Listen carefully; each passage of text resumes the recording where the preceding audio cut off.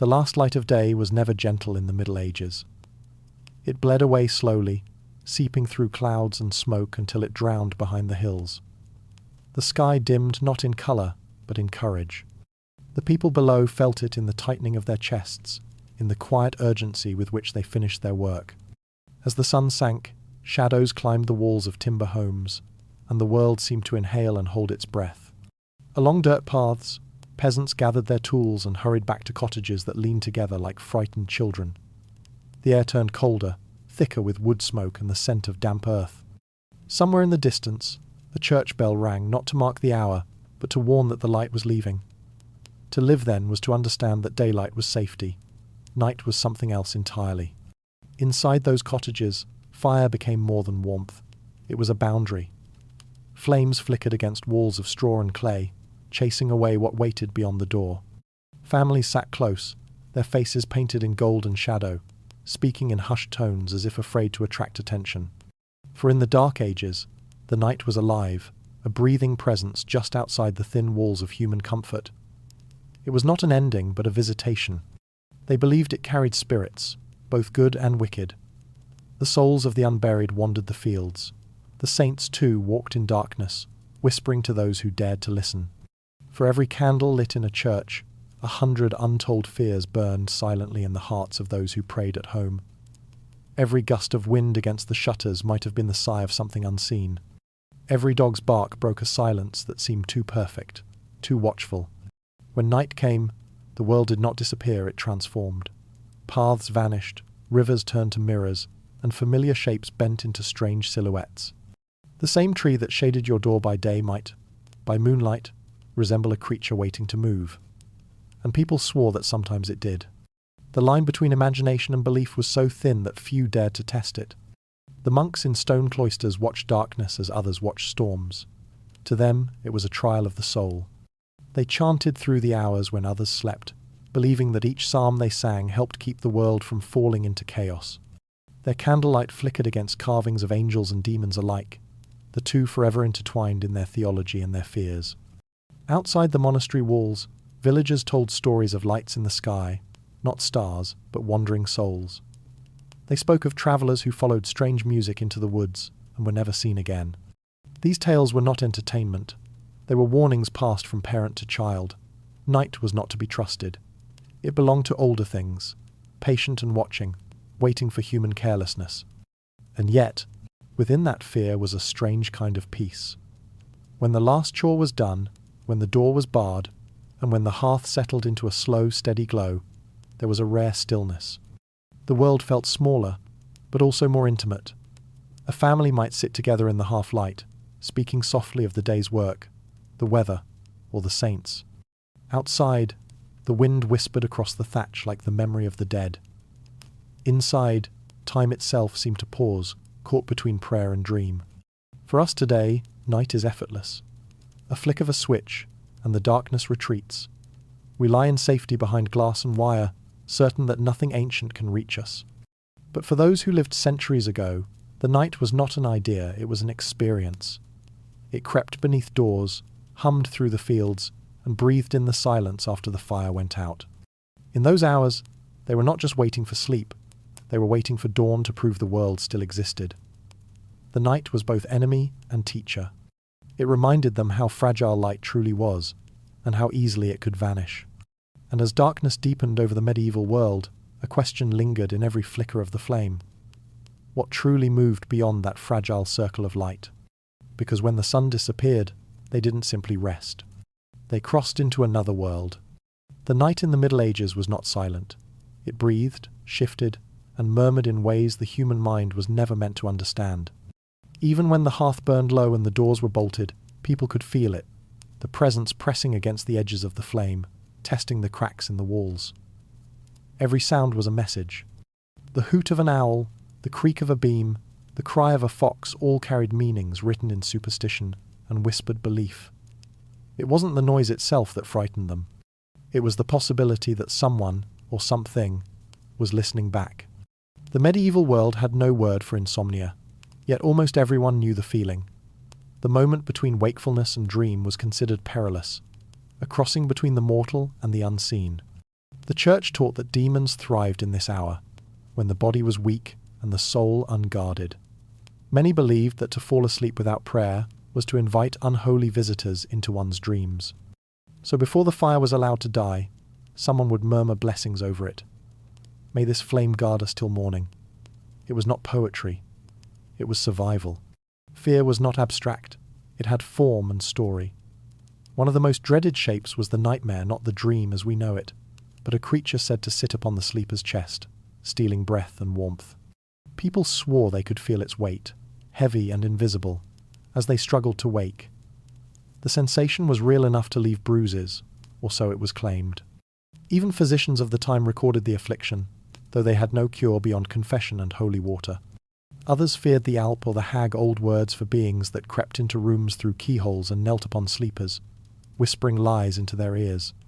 Men would wake drenched in sweat, convinced that something ancient had touched them. Women were told to hang iron scissors open by their beds, a symbol of cutting through evil. Families slept close together, not out of love, but out of necessity. It was believed that demons preferred the isolated, the lonely, the unguarded. The night was full of rules. Never whistle after dark. Never look into a mirror by candlelight. Never speak a dead person's name once the last bell had rung. Children were told that even dreams could be traps that spirits might disguise themselves as loved ones to lure a soul from its body. And if someone died suddenly in their sleep, it was rarely called natural. The explanation was always the same. They were taken. Beyond superstition, there was also the simple, animal fear of what the eye could not see.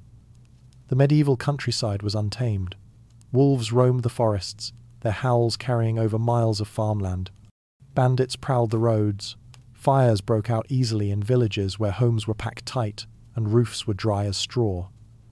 For those who lived in wood and wattle, a spark could mean the end of everything. The night was not only spiritual danger, it was practical terror. And yet, it was the invisible that haunted people most.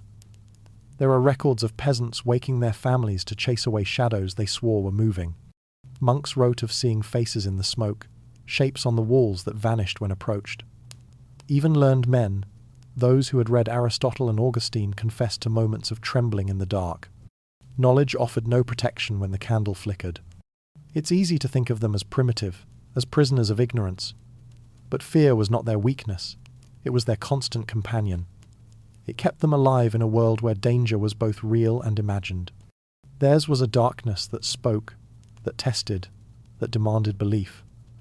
They lived closer to the unknown than we can imagine, so close that sometimes it spoke back.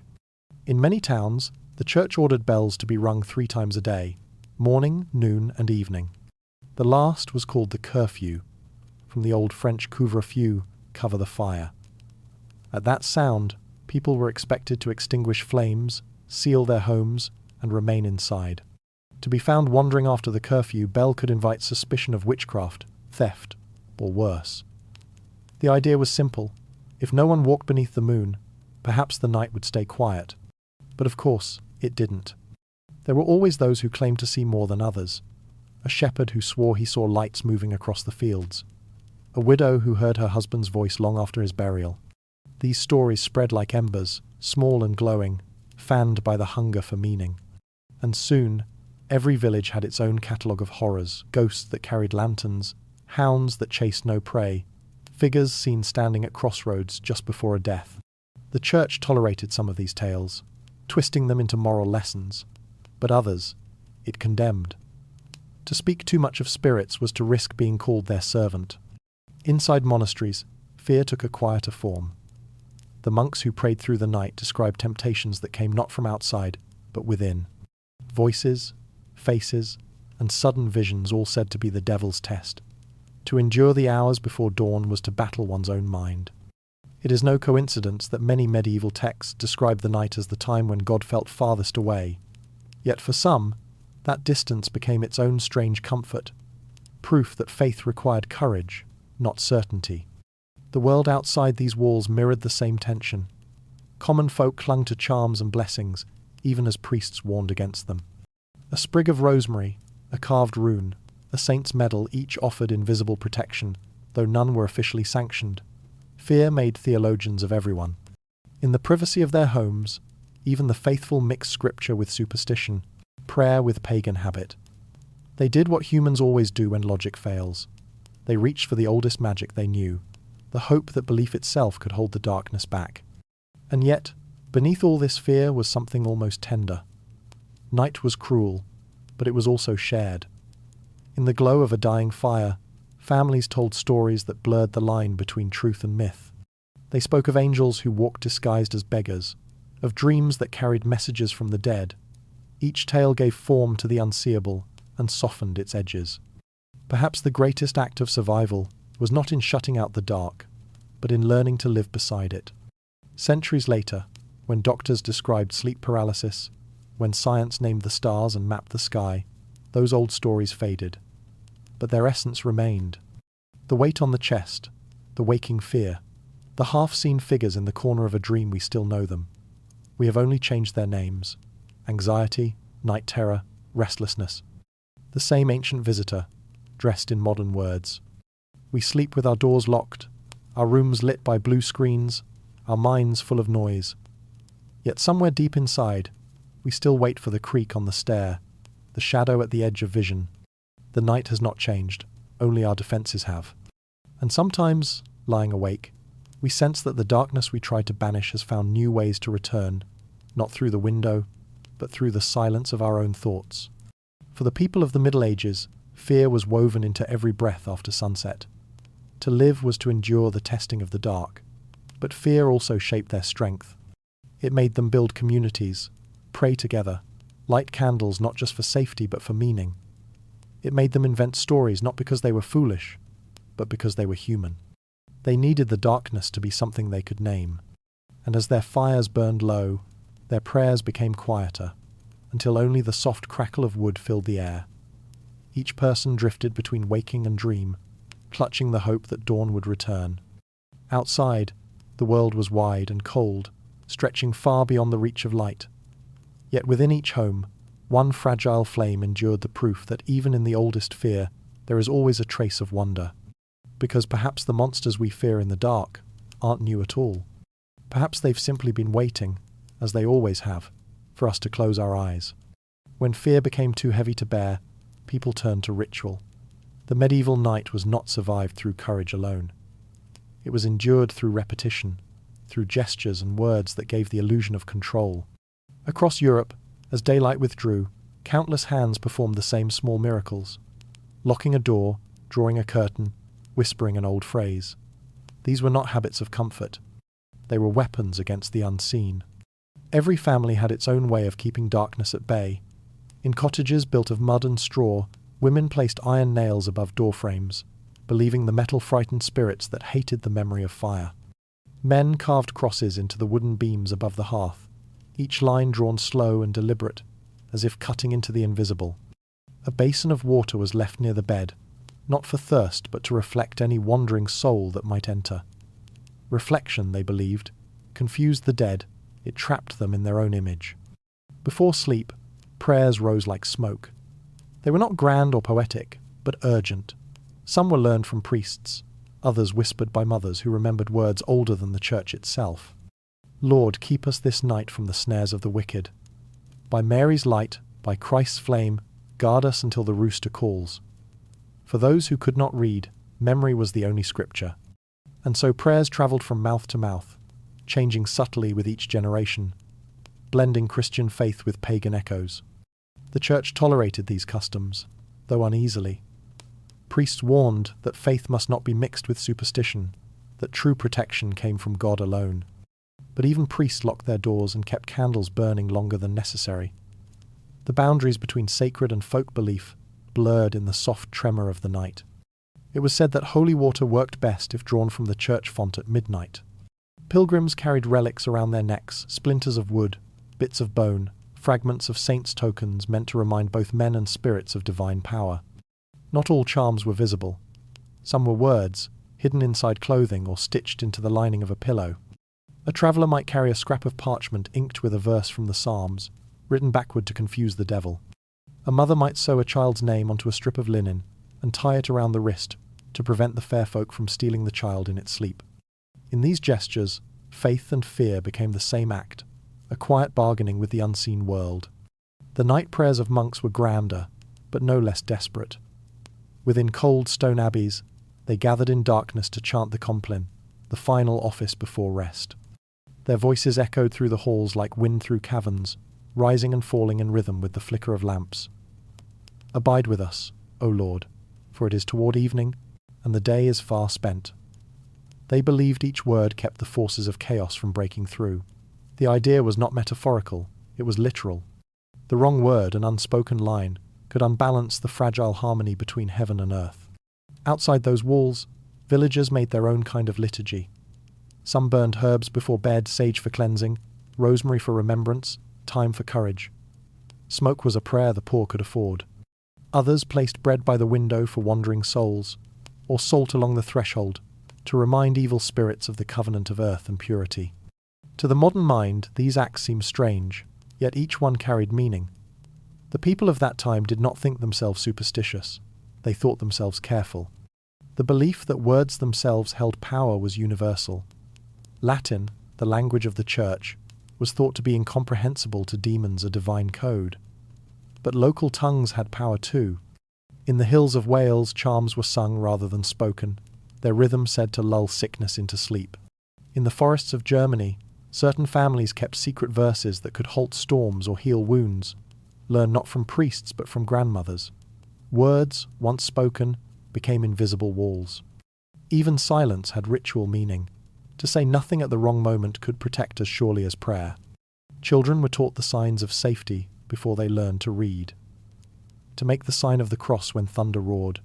To knock 3 times before entering a room where someone slept. To greet the dark kindly, never mocking it, for laughter could draw attention. In this way, fear was passed down not as terror, but as wisdom. It was the language of survival, written in gestures and murmurs rather than ink. The wealthy had their own defences. In castles, servants lit lamps in long corridors so that no corner remained unblessed by flame. Lords paid scribes to copy protective verses onto vellum, rolled and sealed in wax. These were placed beneath pillows, near beds, or in the pockets of travelling cloaks. The idea of a guardian angel became less spiritual and more literal, a presence one might summon through devotion or desperate need. There are records of noble families paying vast sums for relics, said to glow faintly at night. Whether they did or not hardly mattered. The promise of light was enough. What united all these rituals was not belief in magic, but the awareness of vulnerability. In the medieval night, control was an illusion. Storms, illness, and death struck without reason. To perform a ritual was to assert, however briefly, that humanity still mattered. Each prayer was a thread tying people to the promise of dawn. There was comfort in the routine. To repeat a charm each night was to tell oneself the world could still be understood. Even the smallest act, blowing out a candle in a certain direction, leaving shoes turned toward the door, held symbolic power. It meant someone had been here before, had faced the same darkness, and survived. Fear, shared across generations, became tradition. Yet beneath the calm rhythm of prayer, an unease lingered. Some whispered that the rituals no longer worked as they once did, that the night was changing, growing hungrier. As villages expanded and forests thinned, people began to wonder if their charms still held meaning. The church grew stricter, condemning many old customs as witchcraft. What once brought comfort now carried risk. Still, few abandoned their habits. A man could burn for keeping a forbidden charm, but what if he stopped, and something came for him in the night? Such was the quiet logic of fear. To survive, one must obey it. As the embers dimmed and the last murmured blessings drifted through the rafters, people lay down beside their fragile fires, uncertain which force they had truly pleased God, or something older. But the rituals gave them peace, or the illusion of it, and perhaps that was enough. Outside, the world waited still, watchful, patient. But inside each home, the words had been spoken, the gestures made, the faith renewed. The sleepers believed themselves guarded. And for a few hours, until the dreams began, they were. For most of human history, night was not a single stretch of rest. It unfolded in 2 distinct acts, a rhythm as old as firelight itself. In the Middle Ages, people did not speak of sleep as one continuous surrender, but of the first sleep and the second. Between them lay an interval of waking, a quiet intermission when the world seemed paused between dream and dawn. It was a custom so ordinary that no one thought to question it. Only later, when artificial light reshaped time, did the pattern vanish, and with it a part of what it meant to be human. When the final prayers were whispered and the flames reduced to coals, families sank into their first sleep. It came swiftly, heavy as stone, a descent into darkness without memory. Bodies exhausted by labour yielded easily. Minds slipped into dreamscapes coloured by toil and faith. Outside, frost gathered on rooftops, and the fields exhaled fog like breath. For several hours, the village lay in perfect stillness until, almost as if cued by some unseen signal, the sleepers stirred. Around midnight, eyes opened, limbs stretched. A strange alertness filled the air. No rooster crowed, no light entered the window, yet people rose as though something ancient had summoned them. This waking was not considered interruption, but design a sacred hour placed between sleeps. Peasants sat by the dying hearth, feeding it a few embers, while nobles paced their chambers, cloaks drawn tight. Monks left their cells to chant the matins, filling cloisters with voices that echoed against stone. In that hour, the world belonged to no one and to everyone. Letters from the period describe this time as the watch or the vigil. Couples spoke softly in bed, sharing thoughts they would never utter by daylight. Parents checked on children, adding straw to the bedding. Some prayed, believing midnight to be the narrow gate through which angels passed. Others tended animals, or simply sat, listening to the house creak in the cold. There was no rush to return to sleep. It was accepted that rest came in two halves, and that wakefulness between them was not disturbance but balance. Doctors of the time even recommended it. They believed the first sleep digested the day's food and cooled the body's humours. The waking period allowed digestion of thought and spirit. To lie awake too long was dangerous, but to rise briefly was considered healthy. The body, like the soul, needed space to breathe. Yet not all midnight hours were peaceful. The church warned that demons favoured those wandering between sleeps, that the unguarded mind might drift into temptation. Manuals advised confessors to ask whether their flock used the waking time for prayer or for sin. Behind closed shutters, desire often rose with the embers. Husbands reached for wives, lovers met in secret barns, confessions whispered in the dark turned to kisses. For many, the second sleep came not as obligation but as relief. A soft collapse after the pulse of life resumed its slower rhythm. Still, there were others who feared those hours. They claimed the veil between worlds thinned after midnight, when the dead sought warmth among the living. If a dog barked then, it was said to see what human eyes could not. Some swore they heard footsteps outside, measured and slow, circling the house until the first hint of light. Whether these tales were born of imagination or memory hardly mattered. The waking time magnified every sound, every breath, until the boundary between fear and faith dissolved. Inside monasteries, the same hour carried a different weight. When bells tolled for matins, monks rose from straw pallets and walked in silence to the chapel. Candles flickered against damp walls, and the air smelled of wax and cold stone. Their chants rose into the blackness like offerings to the void. Domine, labia, mea aperis. O Lord, open my lips. They believed their voices reached God more clearly at that hour, when most of the world still slept. In the stillness of night, prayer was pure, uncluttered by sunlight or sound. The rhythm of their lives mirrored the rhythm of sleep itself. Devotion, pause, renewal. This ancient pattern shaped the human mind in ways we can barely imagine. To wake in darkness was to remember one's vulnerability. There was no clock, no glowing screen, no reassurance of connection. Only the pulse, the fire, the breath of those nearby. The mind filled the silence with thought reflections on work, love, mortality. Some said their best ideas came then, as if inspiration itself travelled by moonlight. Letters from farmers, monks, and scholars alike mention insights born in those quiet hours. It was a solitude, not of loneliness, but of awareness. When dawn finally approached, the body eased again into the second sleep lighter, calmer, touched by thought. The dreams of the second half were said to differ from the first, less vivid, more prophetic. To dream near morning was to receive messages. People recorded such visions carefully, a lost relative smiling, a door opening, a candle extinguished. Each image carried meaning. The waking mind of the midnight hour prepared the soul to interpret what the second sleep revealed. This rhythm endured for centuries. Even into the early modern age, diaries and court records mentioned first sleep as casually as we mention bedtime. It was not until cities glowed with oil lamps, until the night itself was pushed back by human invention, that the pattern began to fade. Artificial light stretched the day, compressing rest into one long interval. The natural division of night collapsed, and with it the mystery that once belonged to its center.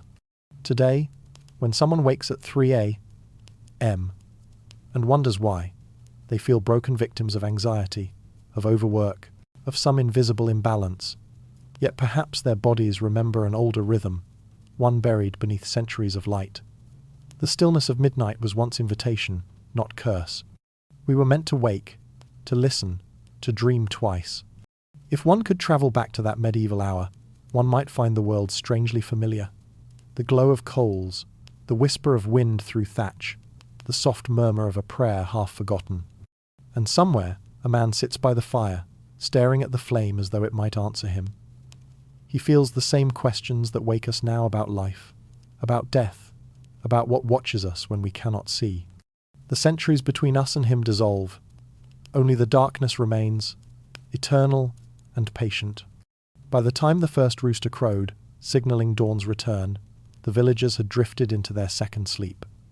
Dreams mingled with the first pale light, and the memory of the waking hour faded like mist. When they rose, they did not speak of it. They didn't need to. The night had performed its secret work. We, who sleep through the dark without pause, think ourselves free of such mysteries. Yet perhaps it is the uninterrupted night that keeps us restless, our minds deprived of that silent interval where thought and dream once touched. The first sleep was not simply rest, it was surrender. The waking hour was revelation. The second sleep renewal. Somewhere in that lost rhythm lies a truth modern life has forgotten, that the night was never meant to be conquered, only shared. And in the hush before dawn, if we listen closely enough, we might still hear it breathing. The echo of our ancestors waking for a moment, whispering to the dark, before drifting once more into the arms of sleep. When the first sleep ended, and the fire had burned to a dull red glow, the medieval night entered its gentlest hour. The air inside homes was thick with the scent of smoke and wool, and the hush between breaths felt like the world itself was listening. This was the hour of quiet voices when people, half dreaming, spoke the truths they could not face by day. Outside, frost gathered on the thatch, and moonlight bled through the cracks in the shutters, falling in pale stripes across the floor. Inside, whispers moved like drifting embers, fragile and warm. Families lay close together under coarse blankets. The faint glow from the hearth illuminated only faces and hands, a small island of humanity in a sea of darkness. It was in these hours, between sleeps, that the masks of daylight fell away. A father might speak softly to his wife, confessing a fear he'd carried for months. A mother might tell her child an old story, her voice low so as not to wake the others. Brothers, sisters, lovers, all shared this silent communion. It was not conversation in the modern sense, but something more sacred, the sound of people remembering they were not alone. By day, life demanded strength. The fields were harsh, the church strict, the lords unyielding. There was little space for gentleness. But night permitted a kind of honesty. The darkness did not judge. It hid. Beneath its cover, people allowed their voices to soften, their thoughts to wander. What they whispered were not always secrets.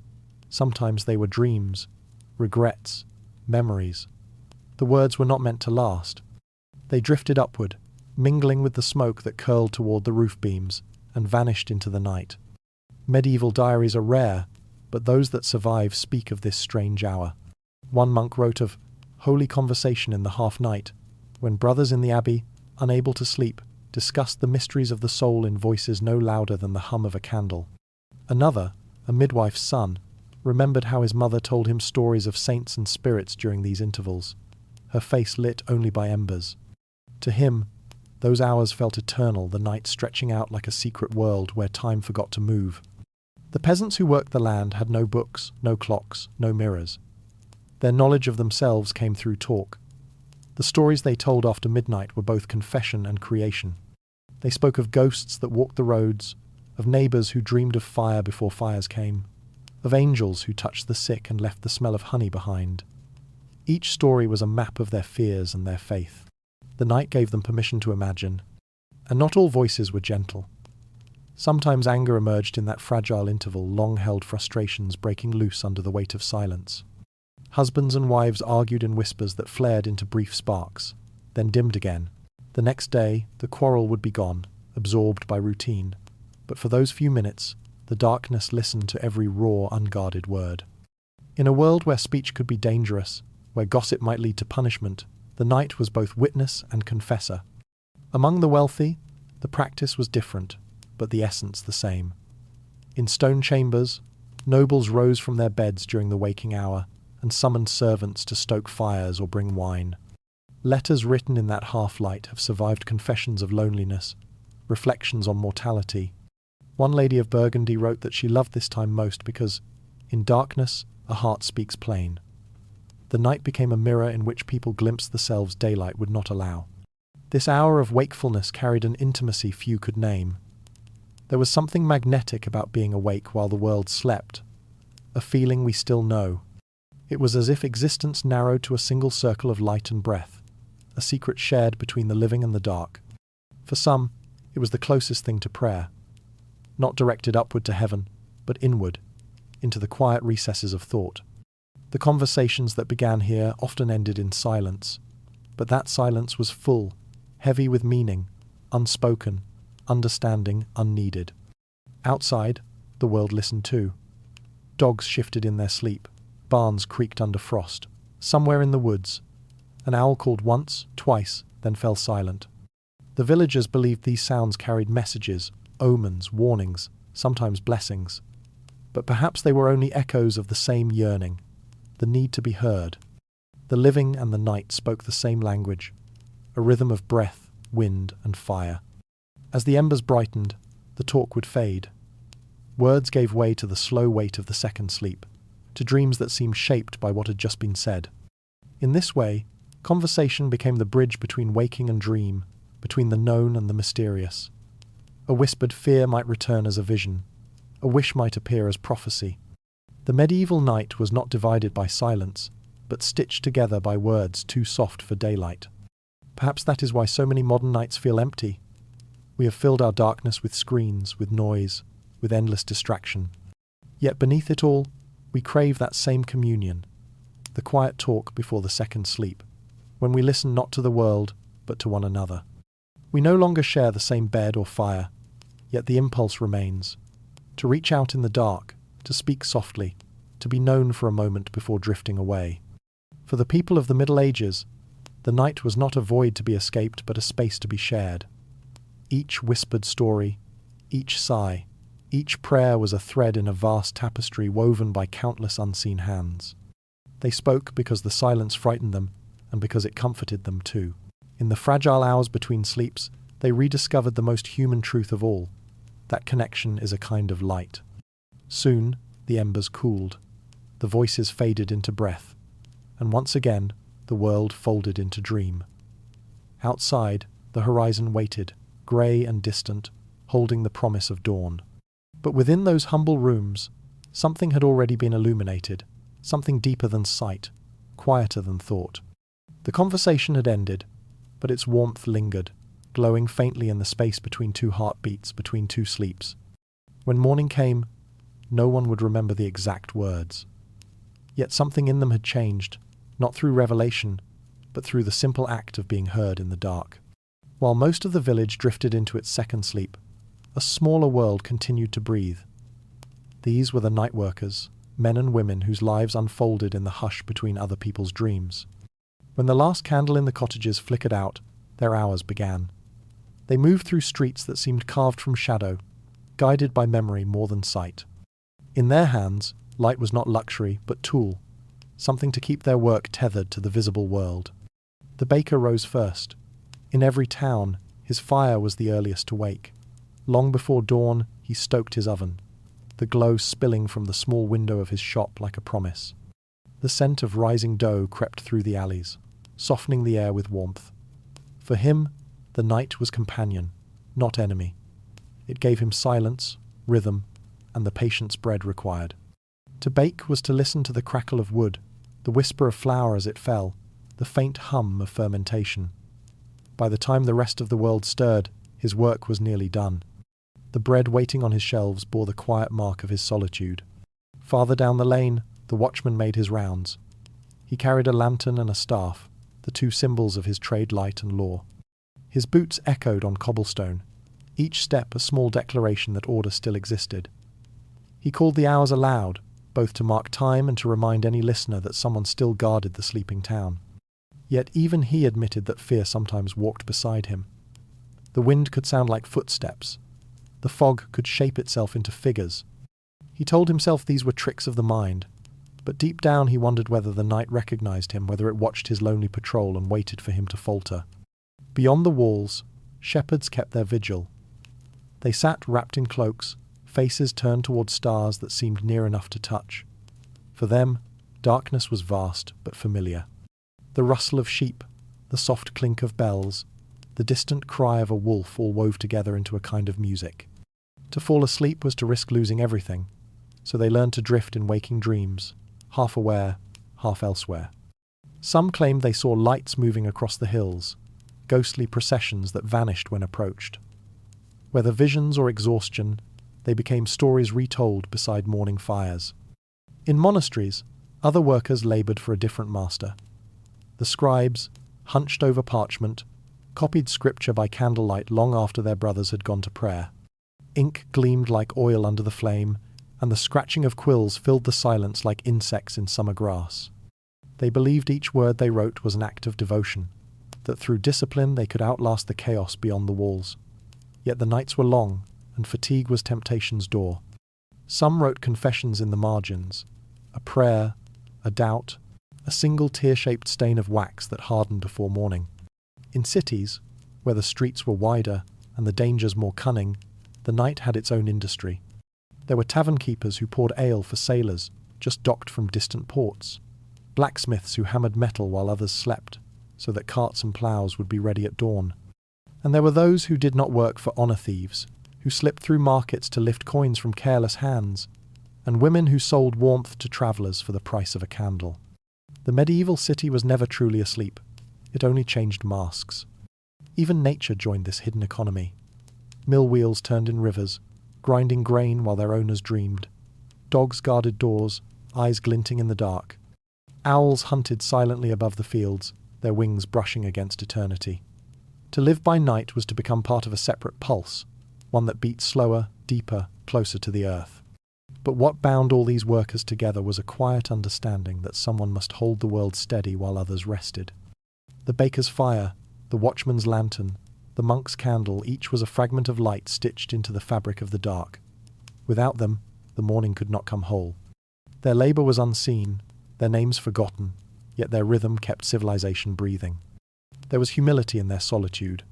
Many believed that night work cleansed the soul, that those who stayed awake earned divine favour. To endure the long hours without company was a form of penance. Others saw it differently as exile, a necessary separation from warmth and conversation. A blacksmith once wrote that the dark knows a man's true name, meaning that solitude stripped away pretense.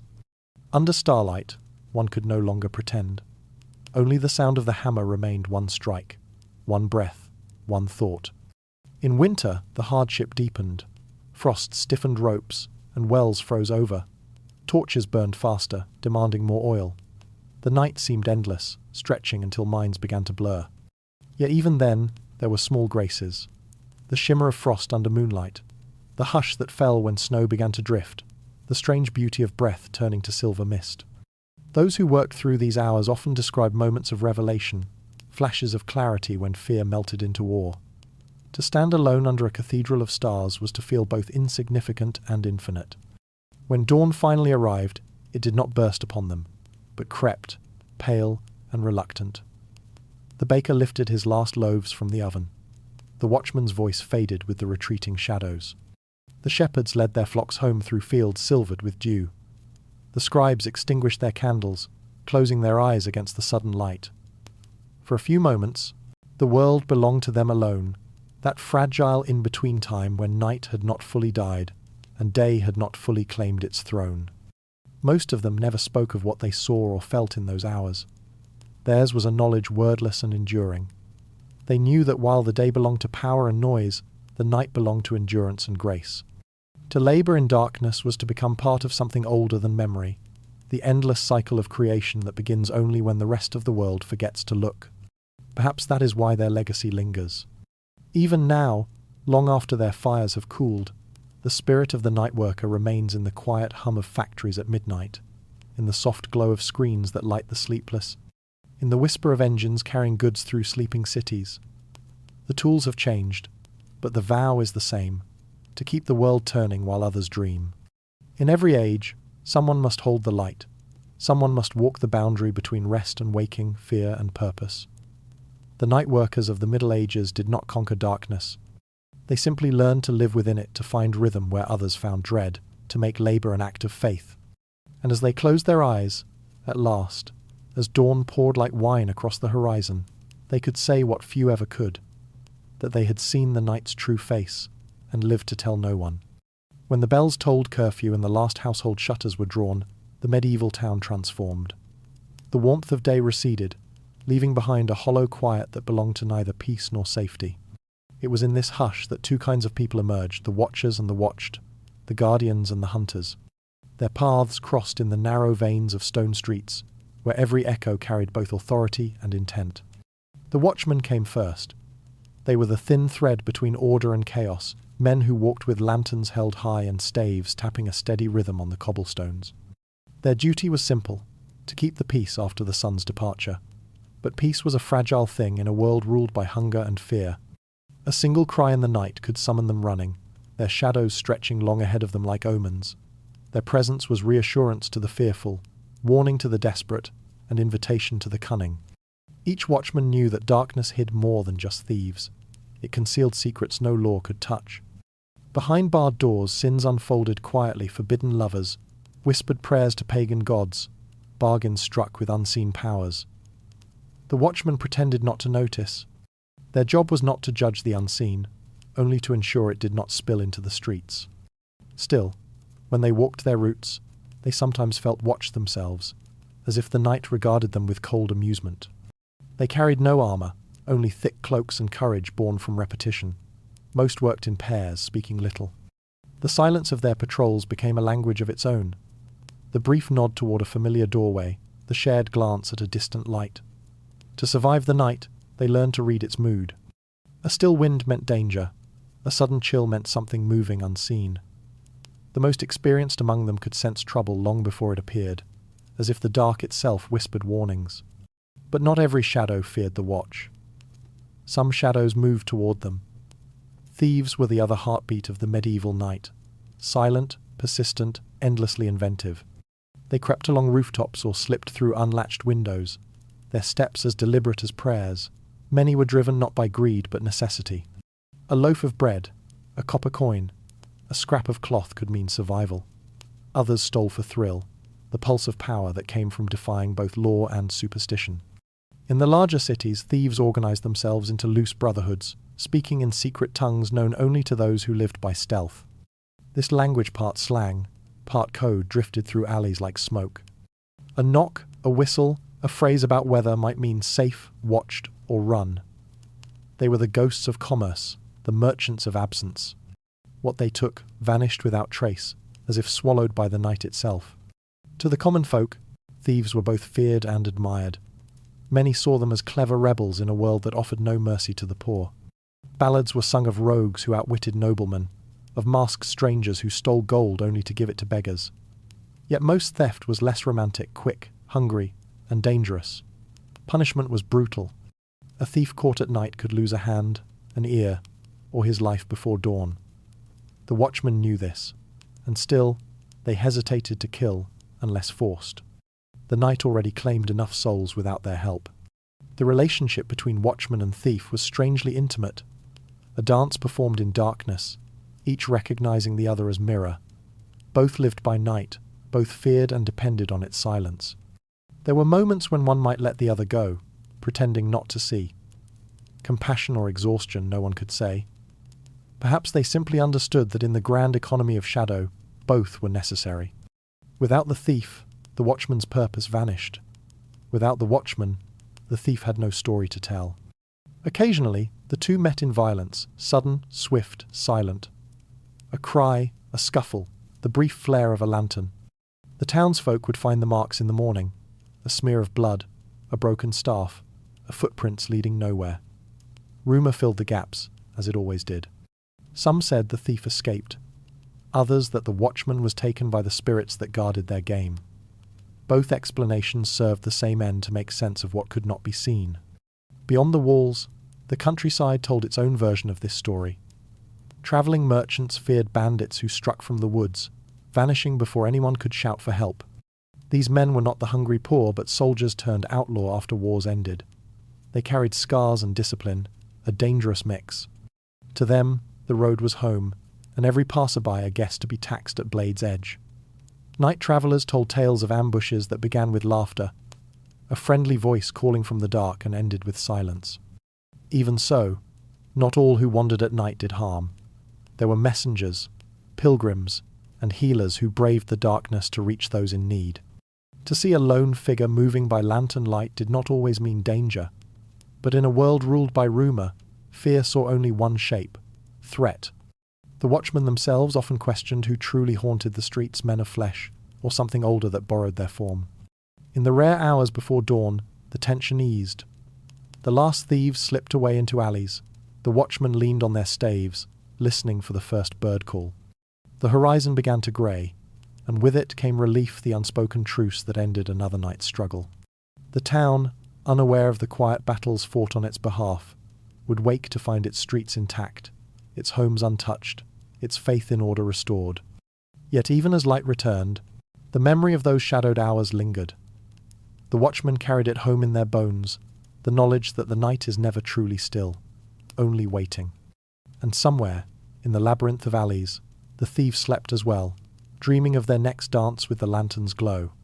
In the medieval world, darkness was not a void, but a stage. Every figure that moved across it, the guardian, the criminal, the unseen, played a role in the endless performance between fear and need, law and survival. Each night the play repeated, and each dawn erased it, leaving only whispers behind. The watchmen and the thieves lived by the same truth, that to walk through darkness was to know its secrets, and to know its secrets was to never truly escape them. Long after the watchman's footsteps faded and the last thief vanished into shadow, another presence claimed the streets. It was older than hunger, older even than fear, a quiet expectation that the dead were never entirely gone. The medieval world did not divide life from death as we do. The boundary was thin, porous, trembling like candlelight. Every night was a negotiation between the living and those who refused to stay buried. Graveyards lay just beyond the town walls, close enough for their silence to be heard. People believed that after midnight, the soil loosened, allowing spirits to wander. Some came seeking warmth, others forgiveness, a few revenge. Windows were shuttered tight, not to keep them out, but to keep the living from seeing them. To glimpse the dead was to invite their company. Many households placed bowls of milk or small pieces of bread on the threshold offerings to appease any soul that might pass by. It was not devotion, only diplomacy. Travellers spoke of ghost lights dancing over marshes, blue flames that hovered just above the ground. Scholars called them swamp gas, but villagers named them willow, the wisp spirits of the lost, luring wanderers deeper into darkness. Entire families could recite stories of men who followed those flickers and were never found again. A single step off the path, and the night swallowed you whole. The lesson was simple. Keep to the road, keep to the fire, keep to the living. Yet not every spirit was faceless. Some were known, remembered, even loved. A mother might dream of her dead child standing beside the bed, or a husband might hear his wife's voice calling from the courtyard. These visitations were not always terrifying. They carried the tenderness of unfinished conversation, but there was always danger in answering back. To speak to the dead was to open a door that could not easily be closed. Priests warned that such voices were not truly loved ones, but demons in disguise. Still, the heart rarely listens to caution. Witches, too, were said to roam those hours when graves breathed. They were not yet the horned servants of later legend, but women who knew the language of herbs, who walked the fields at night collecting roots touched by moonlight. People sought their help in secret for childbirth, for fever, for charms of luck, and feared them in public. The contradiction was ancient, to need what one condemns. A midwife who saved lives by day could be accused of stealing them by night. If a storm rose suddenly, if a cow refused to give milk, if a child sickened without cause, someone whispered her name. Folk believed witches could slip their spirits from their bodies and travel as owls or cats. They entered homes through cracks or keyholes, leaving only the faint smell of earth and smoke. To guard against them, villagers drew circles of salt around cradles and nailed sprigs of rowan to doors. In some regions, they carved faces into turnips and placed them on windowsills. The light inside, meant to confuse any wandering soul, an early echo of lanterns, we still light for comfort on autumn nights. Every community had its story of the unquiet dead. The soldier who returned from war with empty eyes, the monk who walked the cloister long after his body was sealed in stone.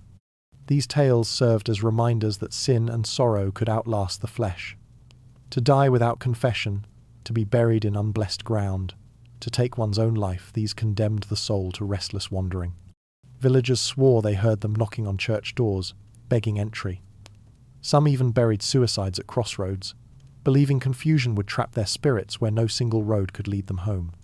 Fear of these revenants was not mere superstition. It was moral architecture. It kept the living obedient, reminding them that the laws of the church extended beyond death. Yet beneath the doctrine lay empathy.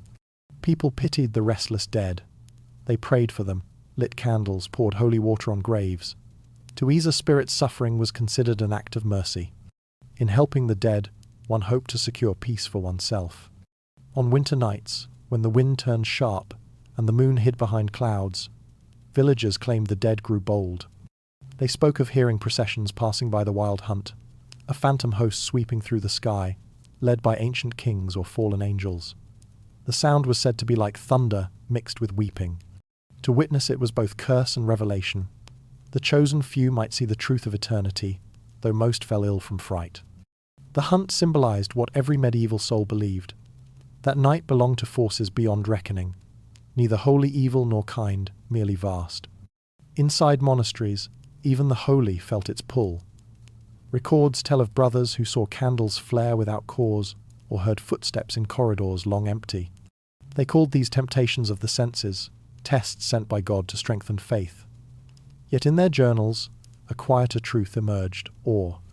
The same fear that kept peasants indoors also touched those who prayed through darkness.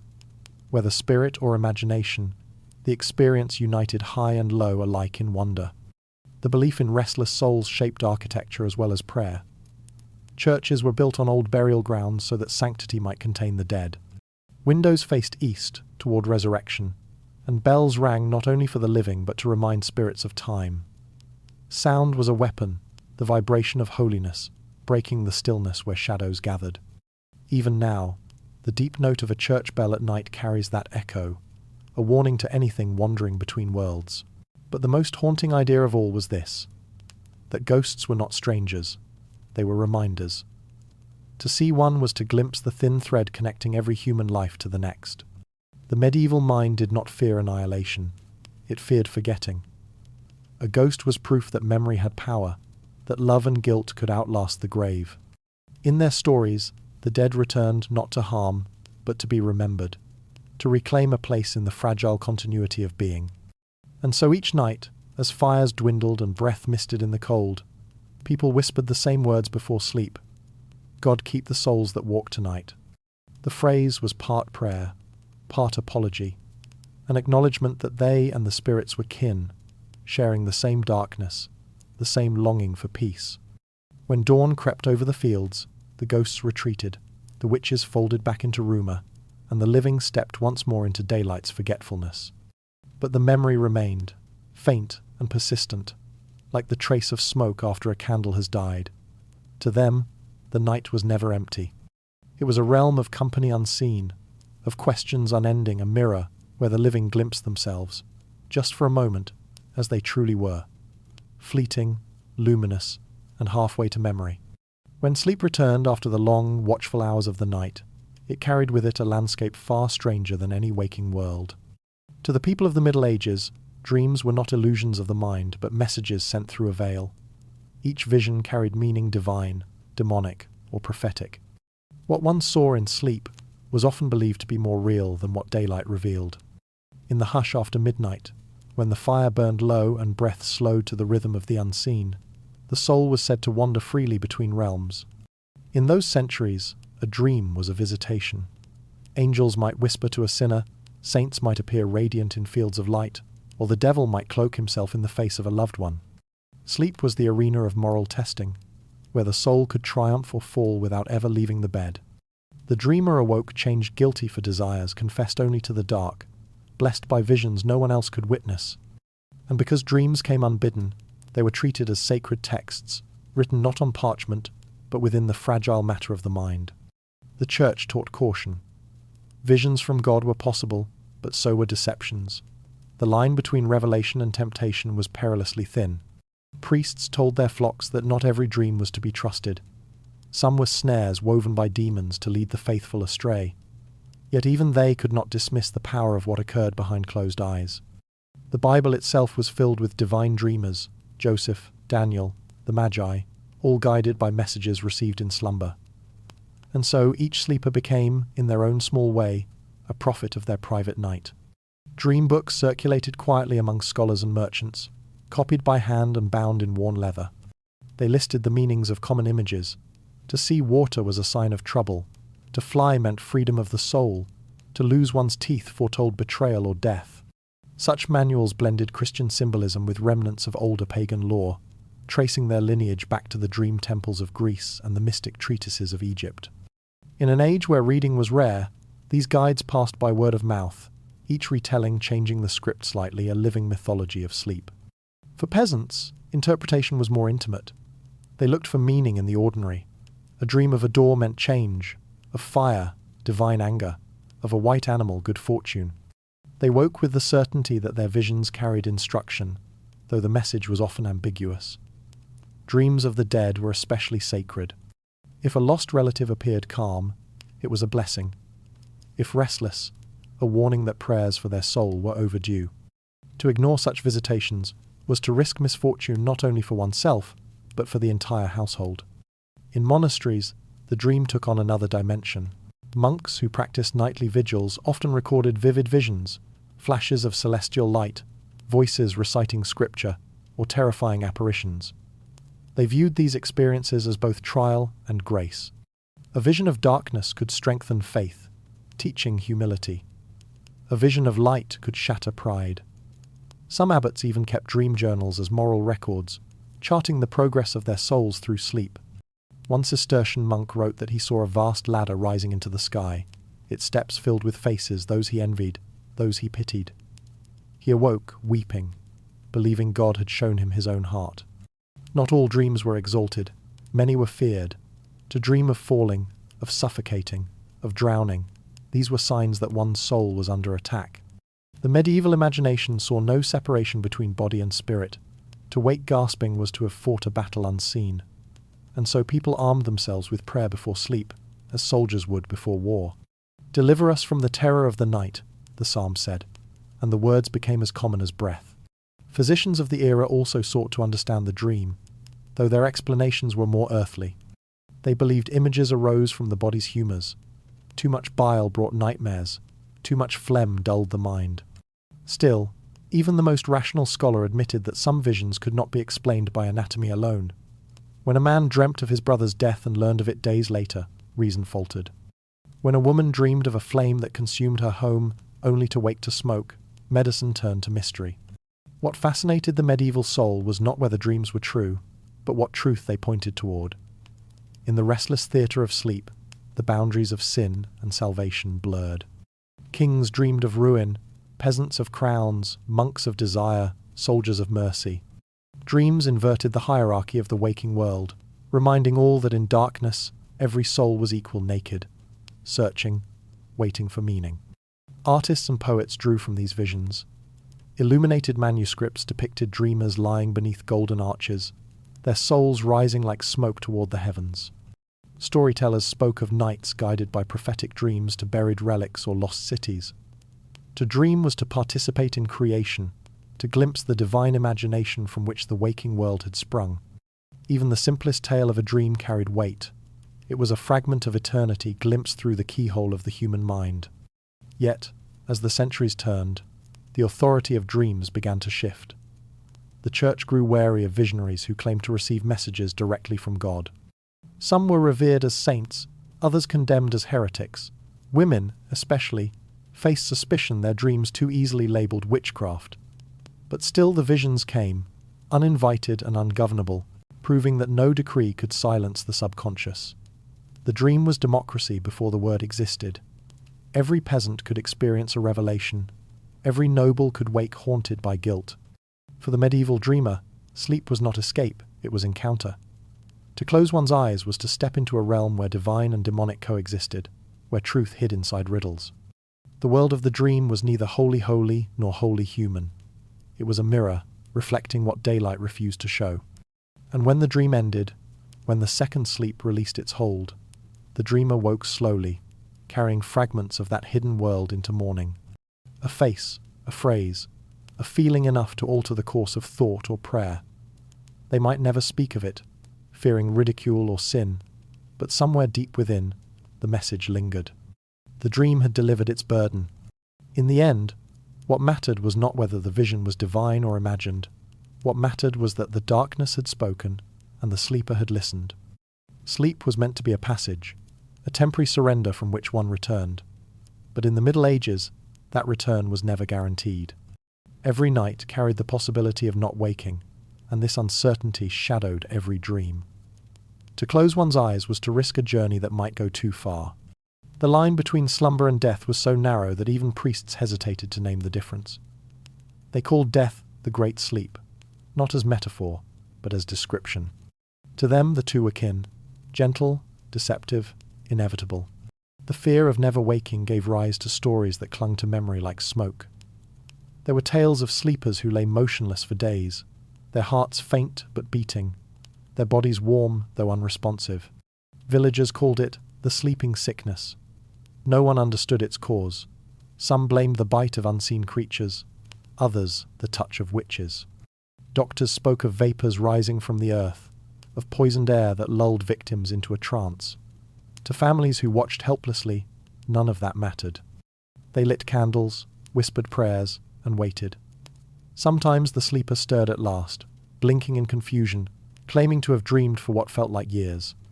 Other times, the candles burned to stubs, and still no breath returned. Fear twisted around these uncertain deaths. What if a person was not truly gone? What if the soul merely wandered too far to find its way back? Burial became a gamble played against silence. Monks recorded cases of coffins later found scratched from within, wood splintered by fingernails. Such stories spread like contagion. To be buried alive was the ultimate horror, the dream that refused to end. Families began placing bells beside graves, thin cords tied to the hand of the dead. If the sleeper should wake beneath the earth, a single tremor might summon help. It was called the safety bell, though no one could say how often it truly saved anyone. Still, the sound of a bell at night could freeze an entire village. Every ear strained to know, was it wind or resurrection? The church taught that true death was rest for the righteous, but restless sleep signaled a spirit trapped between worlds. Purgatory was not distant. It might unfold in the very bed where one lay. A dying man might drift for days, muttering half-dreamed confessions, his body already belonging more to shadow than to flesh. Witnesses said they saw faces in the air above him, hovering like mist, waiting for the final breath. To watch such a passing was both holy and terrifying. One could almost feel the veil flutter. Medicine offered little comfort. Physicians studied the pulse by candlelight, counted breaths, held mirrors before lips to catch the faintest fog. But mirrors lied, and pulses hid. In the uncertainty, ritual filled the gap. Some families kept vigil through the night after death, touching the skin every few minutes to ensure it cooled. Others placed feathers at the nostrils, watching for the smallest tremor. The act was less about proof than penance, a way of asking forgiveness if they misjudged the boundary. Legends grew from this fear. In Eastern Europe, people spoke of those who rose from shallow graves to wander the fields, pale and bewildered, unable to explain how they had escaped. Over time, these tales hardened into something darker. The awakened dead became revenants, souls returned not by grace but by hunger. They were said to visit their homes, standing silently at doors, or to draw the life from sleepers who dared to dream too deeply. What began as compassion for the buried alive twisted into a mythology of punishment. Every culture built its own vocabulary for that terror, the corpse that refused to rest. For monks and scholars, the question was theological. If the body could wake after burial, did that mean the soul had not departed, or had death itself become reversible? Such thoughts bordered on heresy, yet they could not be silenced. In monasteries, debates raged beneath the echo of bells. Was the soul bound by flesh, or did it return at will, wandering like a dreamer who forgets the way home? No one truly knew. Faith demanded certainty, but night offered only wonder and dread. The poor faced these mysteries with practicality. They believed certain herbs could guard the sleeper's spirit, valerian to steady dreams, rue to repel evil, yarrow to bind the soul to its shell. These plants hung above beds in small bundles, releasing their scent into the darkness. It was said that as long as the fragrance lingered, the body would remember to wake. If the smell faded, the spirit might lose its path. Such beliefs blurred the line between medicine and magic, but in those fragile hours before dawn, no one cared which name saved a life. Some thinkers went further, suggesting that sleep itself was rehearsal for death. Each night the soul learned to leave the body, to walk in regions of silence, so that the final departure would not be strange. Dreams were glimpses of that other side, training for eternity. To wake was rebirth, to fail was simply continuation. This view did not frighten everyone. Mystics welcomed it. They sought sleep deliberately, using fasting and prayer to induce holy trances. In these states, they claimed to see the architecture of heaven, cities of crystal, rivers of light, voices that spoke without sound. Whether those visions were divine or delusional mattered less than the comfort they brought. In a world of brief lives and sudden endings, to believe in continuity was mercy. Yet for most, the fear persisted. They saw how sleep mirrored death too closely, the stillness, the surrender, the helplessness. They covered mirrors so that the soul, wandering in dream, would not mistake its reflection for a doorway. They hushed children who talked in their sleep, fearing that speech might attract unwanted listeners. And when thunder rolled at night, they whispered that God was counting the souls who had not yet awakened. Stories circulated of those who slept for decades, saints, sinners, kings. A shepherd in Germany, struck by a storm, was said to have lain under an oak tree until another age awoke him. An English legend told of a knight who fell into enchanted slumber, guarded by spirits until his country's darkest hour. These myths softened the terror, turning endless sleep into prophecy. If one could sleep forever, perhaps one could also return when needed. Even death, then, was not absolute, only a deeper kind of waiting. But the ordinary dead did not wake as heroes. They remained silent beneath their stones, and silence became the truest language of night. Every candle lit beside a bed, every whispered prayer before sleep, was a small defiance against that silence. People begged for one more dawn, one more chance to rise, to draw breath, to feel the world again. They feared the moment when breath paused too long, when dream thickened into permanence. And yet, they could not avoid it. To live was to practice surrender. In time, the phrase "a good night's rest" took on double meaning: to sleep deeply and to die peacefully. The two were the same blessing, expressed in different tongues. Even now, we speak of eternal rest, without hearing its origin, the echo of medieval fear wrapped in gentle words. As dawn crept into those centuries, touching the edges of a frightened world, the sleepers stirred once more. Most awoke, some did not. The village bells tolled softly, not in alarm but acknowledgement. Another soul had slipped past the fragile gate between dream and death. And somewhere, in the lingering darkness of a half-lit room, a candle still flickered beside a bed, its flame trembling like a heartbeat, refusing to surrender to the sleep that never ends. Darkness did not only summon fear, it also loosened the reins of restraint. When the bells finished tolling and the village sank beneath its own silence, another rhythm stirred: soft footsteps, murmured laughter, doors that opened where they should have stayed closed. The night hid what daylight forbade. In its shadow, people sought comfort, hunger, and release, tasting the forbidden in the brief hours before dawn reclaimed judgment. Medieval life was ruled by eyes, the watchful gaze of priests, neighbours, and masters. Every act, every gesture, carried moral weight. Yet when the sun slipped below the fields and faces disappeared, the body remembered its own authority. The senses sharpened, the heart whispered what conscience drowned. A field worker might slip from his home to meet a lover beneath the hedgerow, their breath steaming in the chill air. A merchant's wife might light a single candle after her household slept, reading a letter from the man who wrote her poems before her marriage. Even the most pious souls, kneeling by day in contrition, felt the pull of that shadowed freedom. Night did not tempt them, it revealed them. Taverns glowed like embers on the edges of towns, their doors half closed, music muffled by heavy wood. Inside, ale foamed, and the air swayed with the smell of smoke, sweat, and longing. Sailors sang, soldiers bragged, and strangers pressed close, their laughter rising in waves that defied the silence outside. To step into that warmth was to forget rank. Lords drank beside beggars, confessions spilled more easily than coins. For a few hours, order inverted. The poor spoke boldly, the noble grew foolish, the priest might gamble under a hood. Sin tasted of sweetness when shared. Outside those taverns, other transactions thrived in the dark. Women whose faces were never seen by daylight waited at corners, their eyes bright in the lamplight. They were condemned publicly and sought privately, blamed for a hunger they did not invent. Records from the time speak of them with cruelty and fascination, alike daughters of the night, both despised and needed. Many were widows, or abandoned wives, who found no mercy in daylight's economy. Their work was survival, draped in secrecy. Some men left coins, others left stories, claiming the women bewitched them. The truth was simpler. Loneliness was the oldest currency, and night accepted it without question. For the church, these hours were a battlefield of the soul. Sermons thundered against lust as the devil's favourite weapon. When the body sleeps, wrote one abbot, the serpent wakes. Monks warned that even dreams could be corrupted, that sinful thoughts invited unseen company to one's bed. Yet the same preachers confessed to their own temptations in the small hours, flagellating themselves to drive away desire. The monastery walls kept out noise but not imagination. Between prayers, the forbidden flickered in every mind, like a candle that refused to die.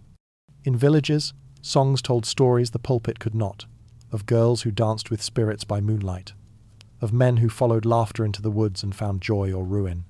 The church tried to silence such ballads, but melody travels faster than decree. Music softened guilt. To sing of sin was safer than to speak of it. People learned that secrecy was a kind of survival, that silence could keep both reputation and pleasure intact. Not all nocturnal indulgence was carnal. The same craving for escape led others to intoxication of the spirit. Some drank wine not to forget but to see, to blur the world until visions appeared. There were gatherings where villagers mixed herbs and honey, inhaled smoke from burning resin, and claimed to glimpse angels. These rites teetered between devotion and heresy. A priest arriving unexpectedly might call them Sabbaths of witches. Those who participated called them awakenings. Both, perhaps, were true in their own way. Night levelled the sacred and profane until they looked indistinguishable. In this mingling of flesh and faith, contradictions multiplied. A man might spend evening hours in sin and dawn in repentance, certain that confession could cleanse what darkness had allowed. The ritual worked not because it erased guilt, but because it acknowledged the cycle. Sin, shame, absolution, again and again, like tides drawn by a moon no one dared name holy. The church condemned indulgence, yet its own architecture invited it. Candlelight flickering on carved bodies of saints, incense curling like desire toward heaven. Sensuality and sanctity breathed the same air. There were also quieter transgressions, the ones no sermon ever named. A widow clutching her late husband's cloak long after midnight, whispering to his absence. A novice nun tracing her fingers over forbidden verses from a poet's scroll. A young man standing barefoot outside, feeling rain on his face, imagining a life beyond the village gate. These were not sins of flesh, but of longing the yearning to feel more than the day allowed. In the Dark Ages, even imagination could be a rebellion. Witch hunters of later centuries would call such impulses unholy, but the truth was simpler. Humanity does not vanish with dusk. it only hides. The medieval night was a vast confessional, its shadows wide enough to contain every contradiction. The same man who trembled before the altar at noon might kneel before another's body at midnight, praying with the same intensity. Both acts came from need, the search for something greater than the self, whether divine or earthly. And so, within the quiet of the sleeping world, candles burned in secret rooms, hands met, promises were whispered, and guilt hovered like smoke above every bed. Some called it sin, others called it living. By dawn, the evidence would be gone, candles snuffed, doors bolted, faces washed clean. But the night remembered. It kept its own records, written not in ink, but in the rhythm of breath, the rustle of sheets, the scent of extinguished flame. Perhaps that is why, centuries later, we still speak of passion as something that burns. For those who lived beneath the medieval sky, fire was both salvation and peril, warmth and warning. To play with it was to risk being consumed, and yet, who could resist reaching toward its light? The forbidden pleasures of the night were never truly about sin. They were reminders that beneath prayer and fear, beneath duty and hunger, the human heart still beat against the cage of obedience, longing for the oldest promise of all, to feel alive before morning came. When the pleasures of the night subsided and silence crept back through the rooms, another ritual began, the quiet unburdening of conscience. For the people of the Middle Ages, confession was not merely a sacrament performed in daylight before a priest. It was an instinct that emerged whenever darkness grew too thick. The soul, stirred by secrecy and desire, needed release before the body surrendered to rest. To confess was to return to safety, to draw a fragile line between temptation and forgiveness. Within cottages and cloisters alike, voices softened. A husband whispered his failings to a wife who already knew them. A monk, alone in his cell, muttered a litany of thoughts he dared not speak by day. Even children, coached by habit, crossed themselves before sleep and listed small wrongs, unkind words, stolen berries, envy of a neighbour's toy. In a world haunted by invisible judgment, confession was the single light left burning. It did not erase sin. It acknowledged humanity. The Church's power thrived on this need for absolution. Every parish kept a confessor who listened by candlelight to the sins of his flock. The booth was still centuries away. Repentance was face to face, eye to trembling eye. Some confessed weakly, others only when fear pressed too hard. The priest's questions were both mercy and interrogation. Did you covet? Did you touch? Did you dream of another? The answers spilled out like water through fingers. Few left lighter, most left quieter. Yet outside the church a different kind of confession unfolded. The night invited truth in ways the altar never could. Friends lying beside a dying fire might speak of doubts, not sins, questions about faith, about fate, about why God seemed silent when the world was so full of suffering. These conversations, whispered and unrecorded, were the real theology of ordinary people. They wrestled not with doctrine but with distance, with the ache of being small beneath an enormous sky. In monasteries, confession took stranger forms. Monks, forbidden to speak after compline, sometimes wrote their sins on scraps of parchment and left them at the abbot's door. Others confessed only to God, kneeling in darkness until dawn tinged the windows blue. Some believed that sleeplessness itself was penance, that to stay awake was to stand guard against one's own weakness. Their confessions became prayers of endurance. Lord, keep me from myself. When sleep finally claimed them, it felt like surrender after battle. Among the laity, confession blurred easily into superstition. A woman might whisper her sins to a running stream, believing the water carried them away. A shepherd confessed to his dog, certain that innocence could not betray him. Others spoke their guilt into the wind, trusting that no human ear would hear. These acts lacked ecclesiastical blessing, yet they fulfilled the same purpose: to lessen the weight of being alive. The Church condemned such practices, but people clung to them. Forgiveness spoken to nature felt closer, more merciful, than forgiveness bought with silver at an altar. Confession also existed between lovers. After passion came silence, and in that silence, truth spilled out. What began as desire ended as revelation fears, griefs, regrets whispered against skin. In the vulnerability after sin, words became sacred again. Many believed such honesty purified the act itself. turning transgression into communion. The line between lust and prayer blurred until neither word fit. They called it repentance, though what they sought was understanding. There were confessions that could not be spoken at all, crimes buried with the victims, thoughts that could condemn a soul to death. For those, the night offered only gesture. A man might press his forehead to the cold ground, saying nothing. A widow might light a candle for a name she dared not utter.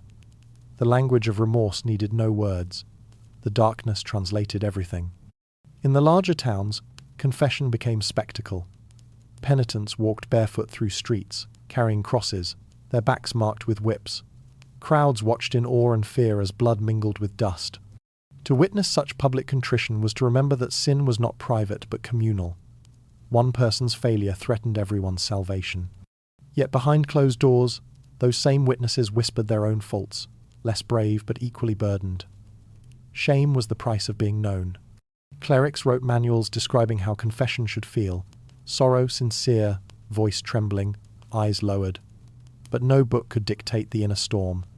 Some wept freely, others spoke in calm monotone, as if describing the weather. Many left believing they had not said enough, that some darker truth still hid beneath the words. It was this uncertainty, the fear of incomplete absolution, that kept the ritual alive. Salvation was a door that never fully closed. One had to keep knocking. There was beauty, too, in this constant return to remorse.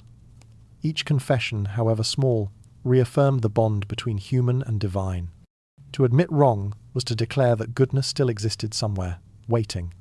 The medieval world, for all its cruelty, understood that guilt was proof of conscience.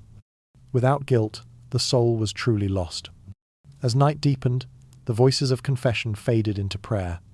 "Forgive us," they whispered, "for what we have done and for what we will do again." The words were weary, almost tender. They accepted imperfection as inevitable, like winter following autumn. Sin was not a deviation but a season, and repentance was the thaw. When finally the fire collapsed into embers, when candles died one by one, the confessors lay down. They had unburdened themselves as best they could. Sleep, when it came, was gentler for the honesty that preceded it. Perhaps their dreams were quieter, their hearts less crowded. Outside, frost traced the windows, sealing the night like wax over parchment. Within, a fragile peace settled the brief reprieve between sin and desire, between fear and forgiveness. And when the first light of dawn touched their faces, they did not wake absolved. They woke human, restored by the oldest mercy of all, the chance to begin again. When prayer was not enough, people turned to the tangible, to things they could hold, smell, or wear close to the skin. Faith may have promised salvation, but the night required something firmer, something that could be touched when fear crept through the rafters. Across medieval Europe, protection took physical form: amulets, herbs, symbols etched or whispered into being. Each one a fragment of hope, a bargain struck between matter and spirit.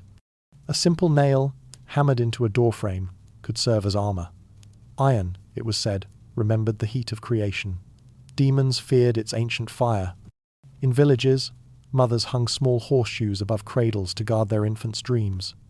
A rusted key, tied with red thread, kept witches from crossing thresholds. These objects were not decorations but declarations, silent statements that the home was claimed, that the living still possessed dominion over their space. When storms rattled the shutters, families glanced at their charms and felt safer, even if only for a breath. Herbs offered subtler defences. The air of the medieval home was thick with their fragrance: rosemary for memory, sage for purity, fennel for strength. People believed scent itself carried power, that evil recoiled from certain odours. Before sleep, they burned bundles of thyme or juniper, letting the smoke weave through beams and corners. The ritual was as much about comfort as protection. The smell told them that the world still held order, that their hands could still shape safety. In markets, apothecaries sold small pouches called sleep bags, filled with lavender and chamomile, to calm the heart and repel bad dreams. Science would later name them sedatives, but in those days they were miracles of scent. Symbols spread beyond herbs and metal. The cross, of course, was everywhere, carved into lintels, scratched on walls, drawn with ash above beds. Yet other marks, older than the church, survived beneath its shadow. Circles, spirals, and runes lingered on doorposts long after priests forbade them. People did not erase the old protections. They layered the new upon the old, creating a mosaic of belief. It was not contradiction but continuity. The soul, after all, needed every ally it could find. Some amulets bore inscriptions, snippets of scripture, names of angels, or single mysterious letters. The abracadabra charm, drawn in a triangle that dwindled to a point, was worn against fever and misfortune. Scholars traced it to ancient Rome. Peasants needed no history to trust it. To wear such a word around one's neck was to declare allegiance to meaning itself, to the idea that the universe could be persuaded by syllables. Words, when arranged correctly, became barriers stronger than stone. There were stones, 2 agate for courage, jasper for peace, coral to ward off lightning. The wealthy carried them set in rings or rosaries, the poor in small cloth bundles tied to belts. Some believed these gems absorbed illness, darkening as they drew out harm. When a stone cracked, it was said to have died in service. The owner would bury it like a friend, with a whispered thanks. Protection, in every form, demanded gratitude. Holy relics held the highest prestige. A splinter of the true cross, a saint's tooth, a drop of oil from a martyr's lamp, each object was believed to radiate invisible strength. Pilgrims travelled vast distances to touch reliquaries, then carried away tokens of the encounter. A scrap of cloth pressed against the shrine, a bit of wax from a sacred candle. Back home, these keepsakes were placed near beds to guard against illness and nightmares. Even a counterfeit relic comforted, because faith was measured not by authenticity but by conviction. The making of charms became its own art, half craft, half invocation. Wise women mixed herbs under moonlight, whispering phrases taught by mothers and grandmothers. They did not call it magic, they called it prudence. The church tolerated their work as long as they invoked saints instead of spirits, though the distinction often blurred. A charm might begin with, "In the name of Mary," and end with a line older than Christendom. What mattered was intention. The hand that crafted protection was itself blessed by the act. Children grew up learning these gestures as naturally as manners. To spill salt was unlucky unless thrown over the shoulder. To step on a threshold without knocking risked inviting mischief. These customs wove through life until superstition became rhythm. The world itself seemed alive, every object awake, every element capable of friendship or betrayal. The night therefore could be reasoned with, provided one spoke its language. In towns, travelling peddlers sold charms to those too busy or fearful to make their own. Their stalls were miniature altars, cluttered with polished bone, coloured threads, and tiny bottles of oil. Some merchants swore their amulets came from Jerusalem or Rome, others hinted at darker origins. Buyers rarely asked. Belief was the true currency, and the exchange felt holy.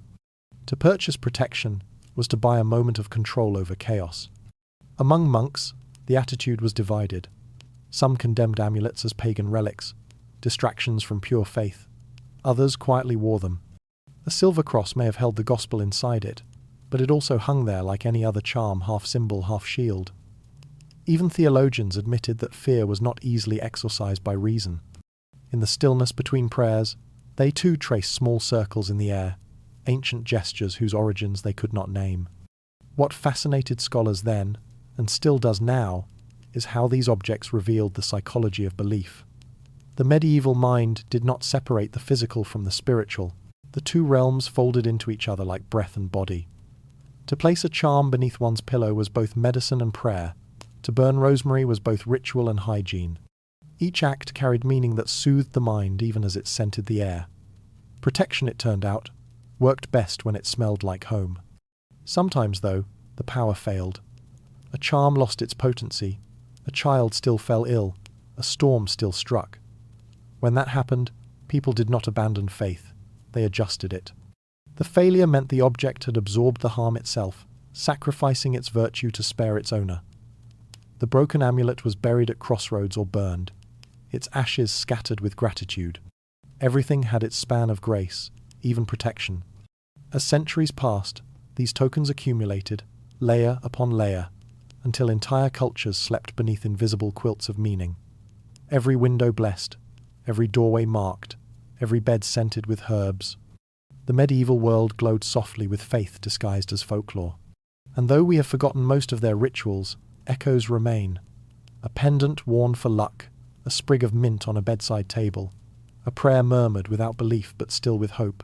For those who once lived in the trembling dark, these objects were more than superstition. They were memory made solid, fear transformed into something that could be touched. To hold an amulet was to hold a fragment of courage, proof that even in the deepest night, the human hand could still shape light. Not everyone feared the night. Some lived within it, moving through its darkness like priests of another faith. These were the keepers of light healers, midwives, monks, and wanderers who tended both body and soul while the world slept. They did not banish the dark. They worked alongside it, coaxing life from its shadows. In every village, there was at least one such figure, the person people called for when fear had become too heavy to bear alone. The midwife's lantern was often the first light a newborn ever saw.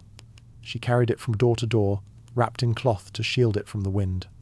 When a mother's cries rose through the night, neighbours ran to fetch her. The midwife's steps were steady, her face calm, as if she had seen this struggle between life and death too many times to be surprised by it. Inside the small, smoke-filled room, she gave orders softly water-heated, linens boiled, herbs crushed between palms. The flicker of her lantern played over walls, over faces, over the trembling hands that reached for hers. Birth was both miracle and danger, and the light she carried was more than flame. It was defiance. When the child's cry finally came, the midwife crossed herself and smiled faintly. She had walked the border once again and returned. The others called her blessed, though many also whispered she consorted with powers too deep for comfort. How else, they said, could she bring life from such peril? The midwife herself rarely answered. She knew her strength came not from saints or spells, but from knowledge. Knowledge passed through generations of women who had learned to read the body like scripture. To the church, such wisdom was suspect. To the people, it was salvation in human form. There were other lights. The healers, for instance. In the far hours of the night, when fever burned or wounds festered, someone would knock softly on her door. She kept dried herbs hanging from the rafters and bowls of honeyed resin on her table. With one hand, she mixed her medicines. With the other, she traced blessings no priest had taught her. The two acts were inseparable remedy and prayer, hand and heart. She never promised cures, only comfort. And when the sick finally slept, she would sit beside them, watching the candles slow melt, whispering the same words she'd used for years. Stay with the light. Stay in this world a little longer. Because of such women, the medieval night was not wholly cruel. Their lamps became small beacons scattered across the countryside, visible even from far fields. A traveller could look toward a distant glow and know that someone was awake, tending to life. But that glow also drew suspicion. Light at the wrong hour meant magic. Care for the dying looked too much like communion with death. Inquisitors took note of midwives and healers who worked after dark, branding them witches in years when fear outweighed reason. Many perished by fire, condemned by the very flame they once used to guide the living. Yet not all keepers of light were women. The church had its own guardians of the night, the nocturne priests. While most of the clergy slept, these few remained awake in chapels, keeping vigil beside candles that burned without rest. Their task was both symbolic and practical, to ensure that prayer never ceased, even when the world seemed abandoned. They recited psalms in low voices, each word echoing against stone. Theirs was a lonely calling. Outside, wolves howled in forests. Inside, wax dripped slowly down the stems of their candles, marking the hours like blood. They believed each drop was counted by God. To falter, even for a moment, risked letting the world slip further into shadow. In monasteries, novices tended the sacred flame, an ever-burning light representing the presence of the divine. They guarded it as one guards a sleeping king, adding oil through the night, shielding it from draughts. The smallest mistake a flame extinguished, a wick forgotten, was treated as grave offence. The loss of light was more than failure. It was a symbol of spiritual collapse. Yet in that constant attention lay quiet wisdom. The flame became a teacher. To keep it alive was to learn endurance, patience, and the humility of care. Beyond the church and the hearth, there were wanderers men who carried torches along the roads to guide travellers through danger. They were paid little, often ridiculed, yet their presence was vital. The road between towns was a corridor of shadow, haunted by thieves, beasts, and worse things unnamed. When their torches flickered in the distance, the weary quickened their pace. The wanderers walked until dawn, lighting their way with pitch-soaked reeds that hissed when rain touched them. They left no record, no legacy, only the memory of moving light in an endless dark. Every civilization needs its keepers of light. In the medieval world, they were not heroes but servants, uncelebrated and half forgotten. Their faith was not loud, it was labour. Each act of illumination, each candle lit, each child delivered, each wound tended was an argument against despair. They believed light did not belong to the powerful but to the watchful, those who stayed awake when others could not. To be one of them required a peculiar courage, the willingness to see what others fled. The midwife watching a mother's final breath, the healer closing a child's eyes, the monk whispering psalms into the emptiness before dawn. These moments carried no glory, only endurance. Yet it was through such endurance that the medieval world survived itself. Every generation owes its continuation to someone who refused to let the last flame die. When morning finally came, these keepers often faded into the crowd. Their lamps were extinguished, their faces unremarkable, but the memory of their light remained. The mother who lived, the traveller who reached shelter, the dying man who passed in peace all carried fragments of that radiance within them. It spread quietly, from one soul to another, like embers carried in cupped hands. Centuries later, the symbols persist. We still light candles for the sick, for the lost, for the dead. We still believe that flame carries meaning, that illumination is more than visibility, it is presence. The keepers of light are gone, but their work continues each time a human being stays awake beside another through darkness. It is not faith alone that conquers the night, but compassion made visible. In the medieval world, light was fragile, fleeting, endlessly kind. To guard it was to guard everything worth saving. And when the dawn came, the keepers turned their faces toward the fading stars, knowing they would rise again when darkness called. Their task was never finished, but that was the point. The world endures only because someone, somewhere, is still keeping watch. Night in the Middle Ages was not silent. To us, the past often seems quiet, images of sleeping villages beneath starlight, a stillness too pure to imagine. But the people who lived through those hours heard a different world. Darkness had its own grammar, its own vocabulary of sound. Every noise carried meaning, a warning, a comfort, a message from things unseen. To survive the night, one had to learn to listen. The first sound was breath, human breath, animal breath, wind through thatch. These made the rhythm of life in the dark. Families sleeping close together could hear one another's hearts, a soft chorus of existence that soothed the fear of isolation. Yet beyond the walls, the world breathed too. The forest exhaled through leaves, rivers murmured under thin ice, wolves sang from distant hills. It was said that if one listened too closely, the night began to speak back, and perhaps it did. Every village had its map of sounds. Dogs barking near the crossroads meant strangers on the road. An owl calling 3 times foretold a death. A baby crying after midnight was an omen that someone nearby would soon pass into eternity. These beliefs were not mere superstition, they were survival strategies, born from centuries of observation. Sound was the only sense that reached beyond the edge of firelight. Where sight failed, hearing guided the soul.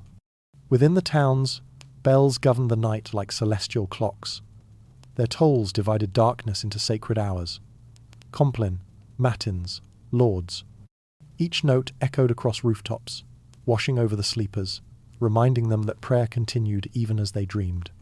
The bell's voice was the heartbeat of civilization, the reassurance that somewhere, someone was still awake. But bells could also terrify. When they rang out of rhythm, it meant fire, plague, or invasion. The same sound that sanctified could also condemn.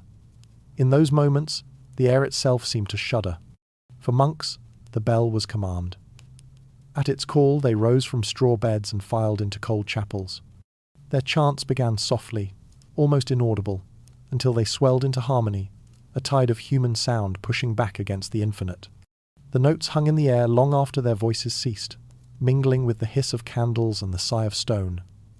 To hear those chants was to understand that silence was never truly empty. It was simply waiting to be filled.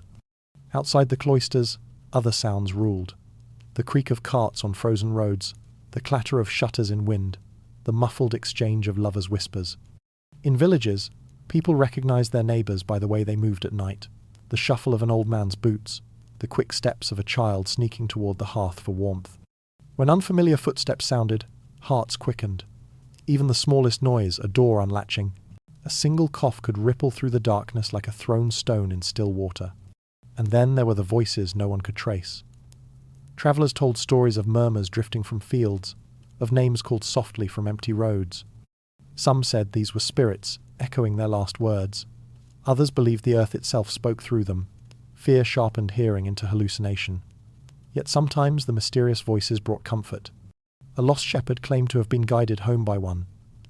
A widow swore she heard her husband whisper her name each night until the day she died. To dismiss such tales is easy, but to those who lived without light, sound was not proofless. It was presence. The medieval night was full of musicians too. Minstrels played for travellers at roadside inns, their tunes mingling with the crackle of fire. A single melody could pierce the stillness like prayer, carrying across miles of open air. People said music kept evil at bay. That harmony reminded the world of order. In villages where plague had passed, survivors sometimes gathered to sing until dawn, not for joy but for remembrance.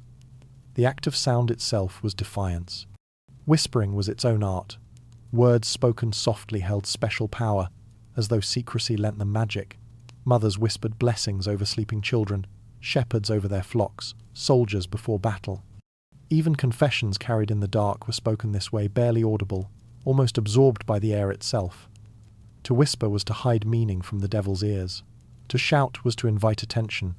The night, they believed, belonged to those who spoke quietly enough to be ignored by evil. There were nights when no sound came at all, and that silence frightened most of all. When wind ceased, when animals stilled, when even the trees refused to stir, people said death was walking. Villagers would strike pans or ring small bells to break the spell, to remind the unseen that they were still alive. This practice lingered in harvest rituals, in funerals, even in our modern superstition of clapping to ward off ghosts. Silence, in the medieval mind, was not absence but threat. To make noise was to prove existence. Inside homes, the language of darkness grew intimate. The crack of settling wood, the faint drip of water, the pop of cooling embers, each sound marked the passage of night. For those lying awake, these became companions. A mother hearing her child's breathing, a monk hearing the sigh of his candle, a soldier listening to the rain on his armour, all drew comfort from the certainty that something was still moving, still alive. Even fear found rhythm in such sounds. The greatest musicians of that age often said, inspiration came in darkness. They wrote hymns and ballads at night, when the world was most still, and every sound rang clearer. To them, the night had perfect acoustics. They believed music was the echo of creation itself, the voice of God resonating through the bones of the earth. When they sang, they weren't filling silence but revealing what had always been there. We, who live surrounded by hums and machines, can hardly imagine their hearing. To them, the drop of a pin might seem thunderous, the flutter of wings divine. They lived within sound as fish live within water, surrounded by meaning they could not escape. And when they finally slept, their dreams hummed with the echoes of the world around them. For the medieval soul, to listen was an act of survival and of faith. Every whisper, every bell, every heartbeat in the dark was a reminder that they were still part of something vast and unseen. The night spoke to them, not in words but in rhythm, in the measured pulse of existence. And so they answered not with certainty, but with song. Every night had a moment when sound itself seemed to die. The hour before dawn, that thin, colourless pause between darkness and light, was unlike any other. Even in the busiest towns, the air grew hollow, as though the world were holding its breath. Candles burned lower, fires collapsed into soft ash. Dogs ceased barking, birds waited in their nests, and human voices fell completely silent. For a few suspended minutes, existence hovered on the edge of nothing. People called it the dead hour. Physicians said it was when the body was weakest, when the pulse slowed and fevers claimed the dying. Priests agreed, calling it the time when souls most easily slipped away. Those who tended the sick dreaded it. They claimed even the air changed temperature, turning colder, sharper, filled with the breath of passing spirits. If someone survived this hour, they would likely live another day. If not, The watchers would close their eyes and whisper the prayers they knew by heart. Yet for others, this silence was sacred. Monks called it the angel's interval, the moment when heaven and earth touched but did not speak. In cloisters, no bells rang then. The chanting ceased, replaced by the faint hiss of candles and the sound of robes shifting on stone. They waited in stillness, believing that quiet itself was a kind of prayer. The absence of noise was not emptiness, but anticipation, the universe inhaling before exhaling light. Outside the monasteries, villagers felt it differently. To them, the stillness before dawn was eerie, too perfect, too fragile. They would wake without knowing why, hearts beating fast, convinced someone had called their name. Husbands reached for wives, mothers checked their children. Nothing moved, yet everything felt watched. They would listen for the familiar wind, crickets, the creak of the house, but none came. It was as though the world had paused to listen to something beyond hearing. They whispered prayers under their breath, not because they were afraid, but because silence itself felt alive. Writers of the age noticed this too. They described it as the hour when dreams began to fade and reality had not yet returned. Between these states, the mind wandered freely, half believing, half remembering. Some said inspiration lived there, in the quiet seam between sleep and waking. Others claimed prophecy did. Many saints recorded their visions at this time, the Virgin appearing in light, angels singing without voice. The silence before dawn was not emptiness. It was revelation waiting to take shape. For those who worked the night, this pause carried different meaning. The watchmen stopped their rounds and leaned on their staffs, staring at the paling horizon. The bakers checked their fires, knowing the day's labour was near. Shepherds watched their flocks with weary eyes, comforted by the faint promise of colour in the east. All of them shared the same thought, unspoken but felt. The night had survived itself. They had made it through another passage of uncertainty. Sometimes, the silence was broken in ways so small they seemed miraculous. A single bird's call, a whisper of wind, a door creaking open. These sounds landed like gifts, proof that the world had chosen to continue. The first rooster's crow was less an alarm than a benediction. It cut through the stillness with the confidence of creation itself, announcing that light had not forgotten its return. To those awake to hear it, relief felt holy. They crossed themselves, smiled, or simply breathed deeply. Dawn was near, and the long vigil of darkness was almost done. But the silence did not always bring peace. There were stories of people waking during that still hour to see figures standing in doorways or at the ends of their beds, faces they knew, long dead, watching without malice. To encounter such a vision, then, was believed to be omen, not curse.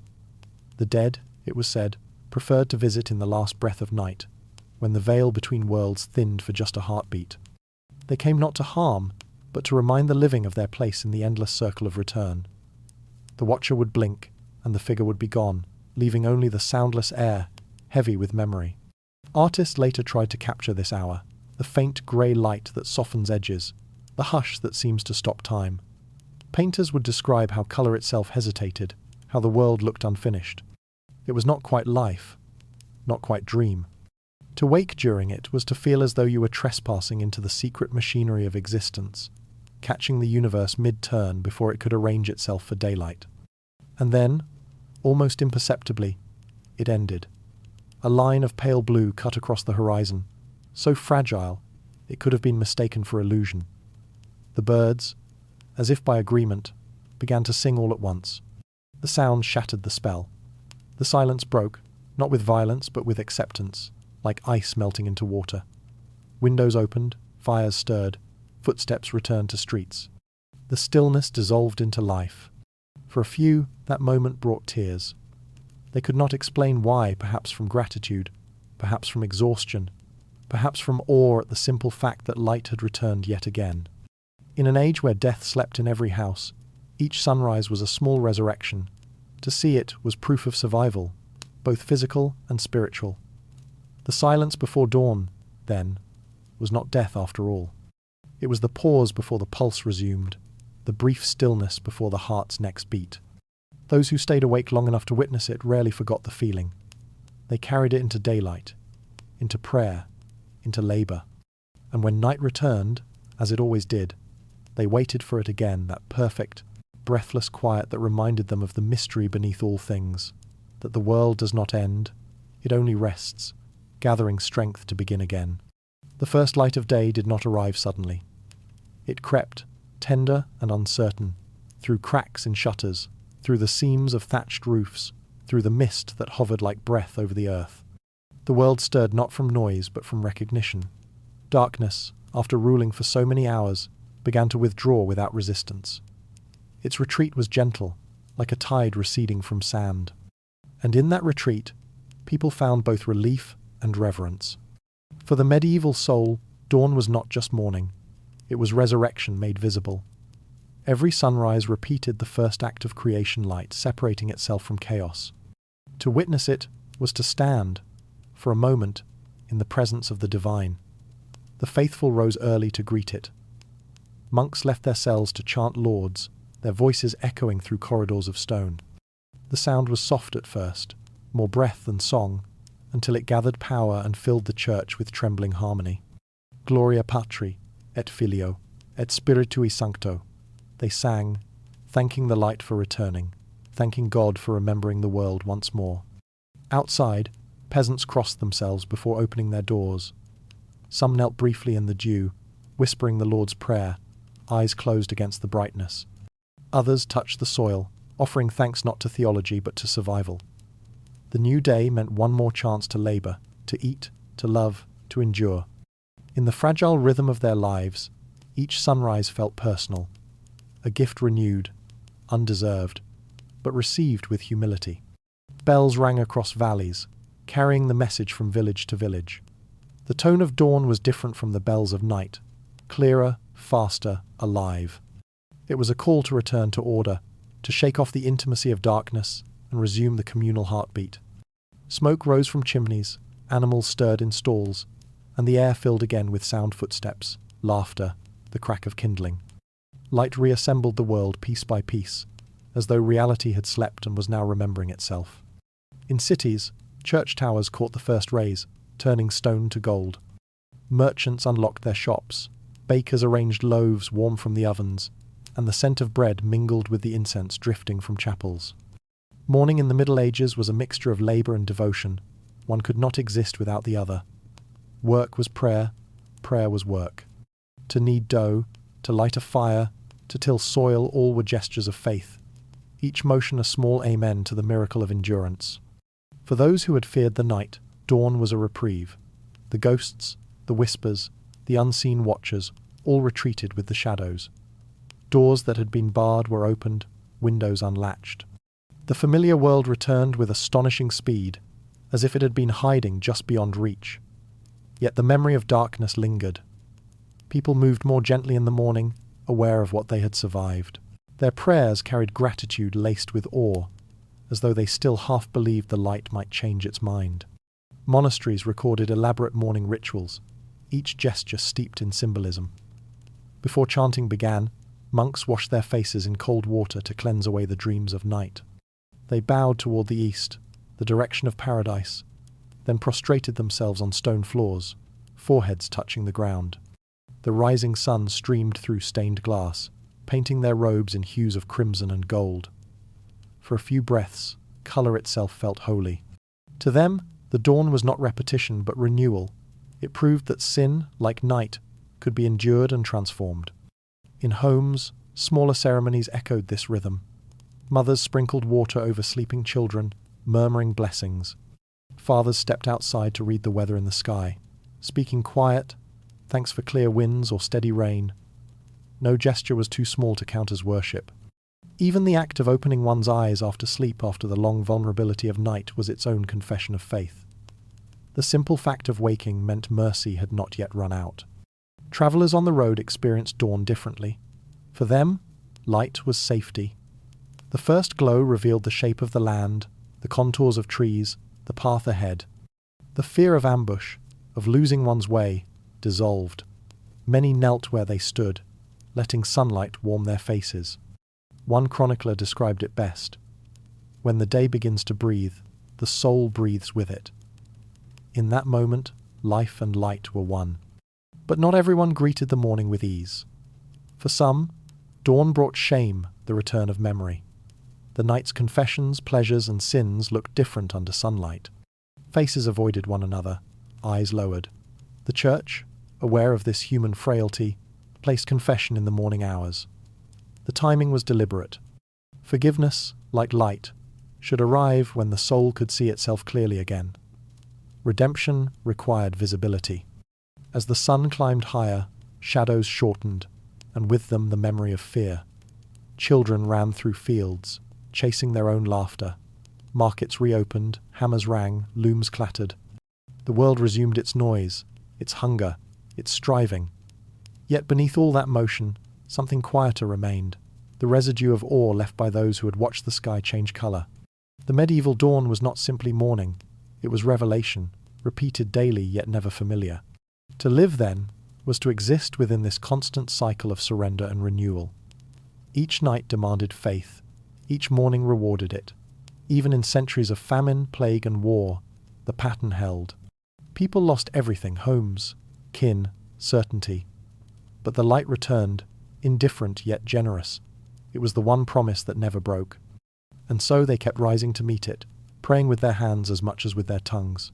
As the final notes of lauds faded, monks would stand in silence for a moment longer, feeling the warmth of sunlight on their faces. They called it the hour of peace. Outside, the world awakened in full colour.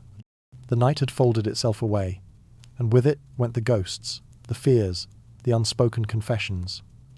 What remained was the ordinary miracle of day, a rebirth so simple it felt divine. For the medieval soul, the renewal of light was not a metaphor. It was proof that existence itself was upheld by mercy. To wake was grace, to labour was gratitude. And when night inevitably came again, they would face it knowing that the same sun which left them would always find its way back. For those who lived in the Middle Ages, the world did not move in a straight line. It turned. Like the moon above their heads, life waxed and waned, darkened and brightened, vanished and returned. Every day was a repetition of creation, every night a rehearsal for death. To the medieval soul, existence itself was circular, an endless exchange between fear and faith, shadow and illumination. It was not contradiction but balance. The two needed each other, as breath needs pause, as dawn needs dusk to be remembered. The church preached this rhythm in sermons and songs. Light symbolized God's grace, darkness, the absence of it. But in the hearts of ordinary people, the truth felt less absolute. Darkness was not always evil. It was rest, mystery, and refuge. Without it, light would blind rather than bless. To the peasant kneeling before sunrise, to the monk chanting in a candlelit chapel, both states felt sacred. Faith thrived, not because fear vanished, but because it endured. Fear kept prayer alive. Without the night, no one would seek the dawn. Even sin followed this rhythm. The same villagers who confessed in daylight often fell again by night, not from defiance, but from the sheer pull of human nature. Each failure became a reminder of frailty, each forgiveness a reminder of grace. The cycle was infinite, and in that repetition lay a strange comfort. Life was not meant to be victory or defeat, it was meant to be survived.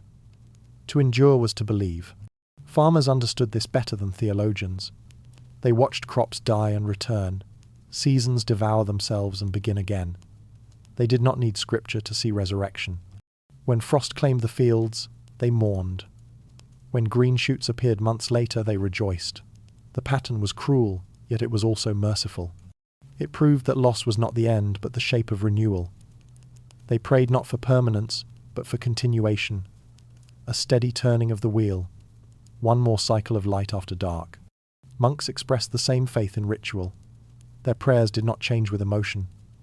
They repeated, unending, day after day, hour after hour. It was monotony elevated into meaning. Every chant was a thread in an eternal pattern, every silence a space for the next note to enter. The repetition itself became divine. One monk wrote, God hides in the rhythm. He meant that the sacred was not in novelty but in constancy, in the assurance that even when faith felt faint, the voice still rose. For ordinary people, this constancy was survival. Fear was as common as hunger, and faith was the only remedy they could afford. When storms struck or plague spread, they prayed not for explanation, but endurance. The miracle they sought was not deliverance, but the strength to remain. The psalms they recited at funerals were the same ones sung at weddings. The same melodies that carried grief also carried gratitude. The words were eternal, only their tone changed. And yet, beneath all that faith, a quieter truth lingered that fear, too, had its wisdom. It kept humility alive. It reminded the living that they were not masters but guests. The medieval mind saw life as temporary lodging in a vast, mysterious inn. The soul was a traveller, the body a rented room. To be afraid was natural, to trust despite that fear that was holiness. In art, this philosophy became visible. Church windows told stories of light and shadow intertwined, saints standing in radiant blues and reds, demons curling in corners, both made from the same glass. When sunlight poured through them, the colours merged, inseparable. Faith and fear were never enemies in those windows. They were partners in illumination. The beauty came not from purity, but from contrast. Writers, too, saw meaning in repetition. Medieval poets compared human life to the tide, a rising and falling, a continual return. To them, salvation was not escape from the cycle, but acceptance of it. Heaven itself was imagined not as stillness, but as perfect motion, eternal harmony, unbroken flow. In their vision, even angels moved in circles, singing forever without rest. Eternity was not peace by absence, it was peace by rhythm. At home, the same pattern ruled smaller lives. Mothers whispered blessings every night, even after losing children to fever. Fathers repaired fields year after year, knowing each harvest might be their last.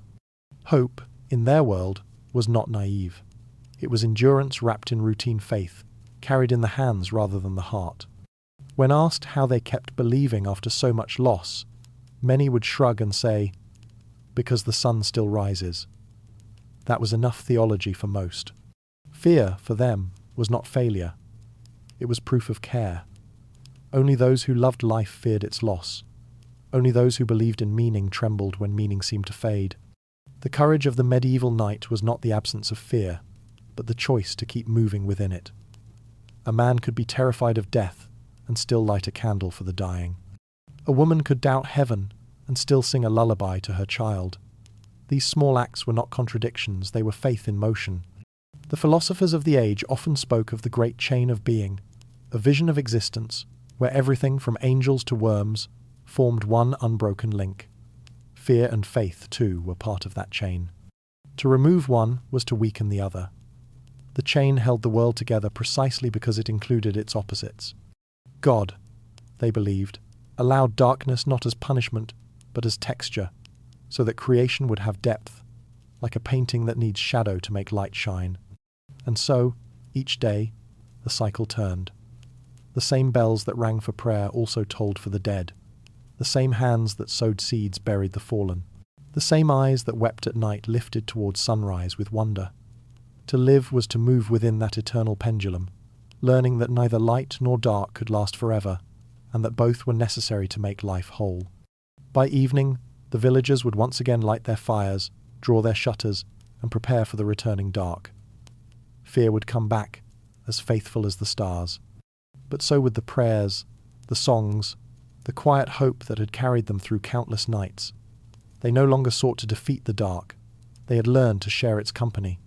And as the sky deepened, as the first stars pierced its surface, they found comfort in the oldest truth of all. Faith was born from fear. Fear was proof of faith. The two were never separate. They were the breath and the heartbeat of the same enduring night. The medieval world has long vanished, yet its night remains. Not in the streets of our cities or the glow of our electric stars, but in the quiet corners of memory, the instinct that makes us pause before closing our eyes, the tremor that lives beneath the comfort of sleep.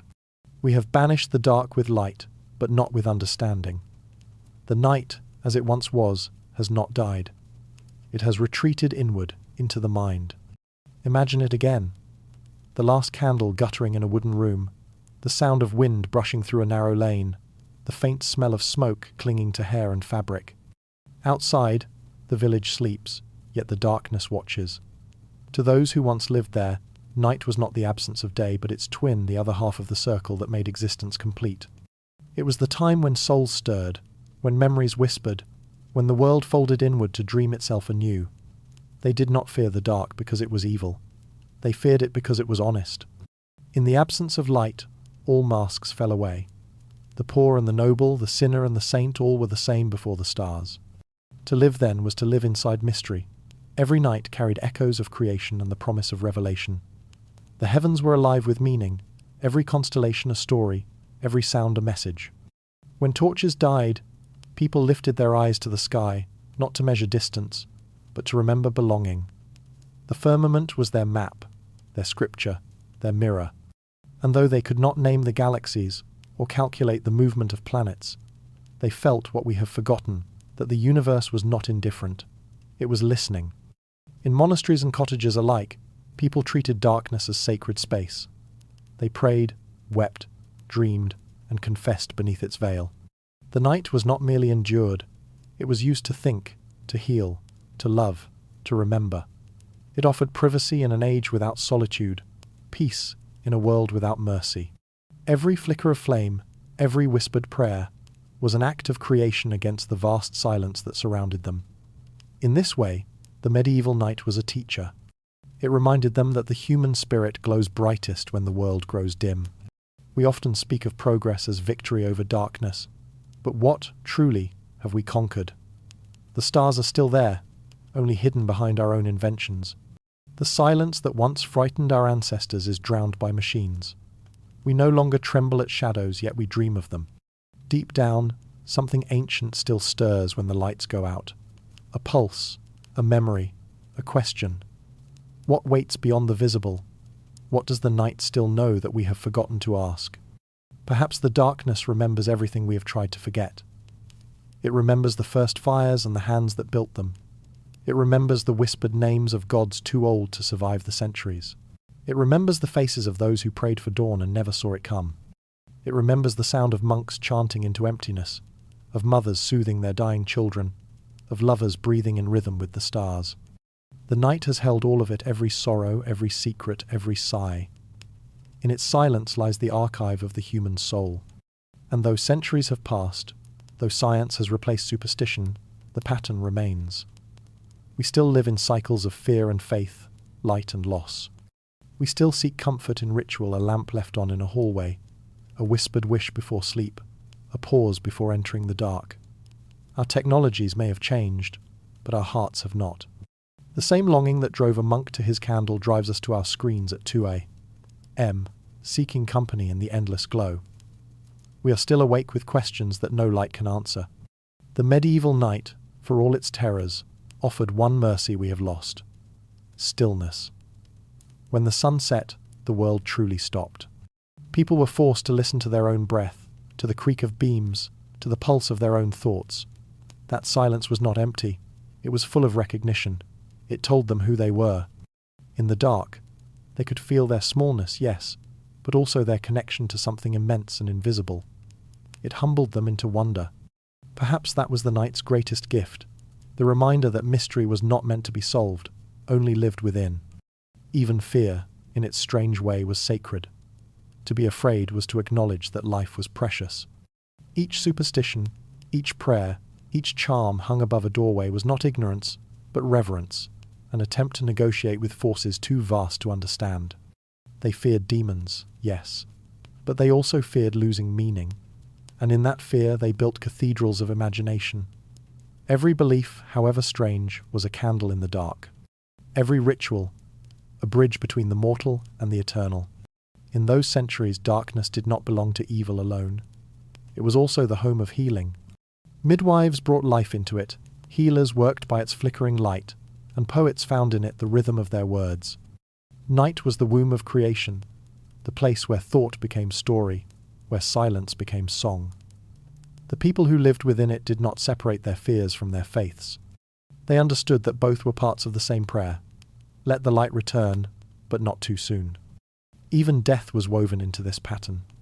The dying were said to see light only when they surrendered to the dark. Monks recorded visions of radiant fields and golden cities glimpsed in the final moment before breath ceased. For them, The passage between night and dawn mirrored the passage between life and eternity. Death was not an ending, but a dawn so bright that mortal eyes could not bear to look. The soul, they said, simply followed the same road the sun walked each morning. And so the cycle turned. Fear gave rise to ritual, ritual gave rise to comfort, comfort led to faith, and faith returned to fear whenever light faded again. It was not a failure of belief, but its essence. Faith was never meant to banish fear, only to teach the heart to live beside it. The medieval world understood this truth instinctively, even if it could not speak it aloud. In their songs, their prayers, and their dreams, one message echoed through the centuries, that courage is not the absence of terror, but the willingness to keep the fire burning through the night.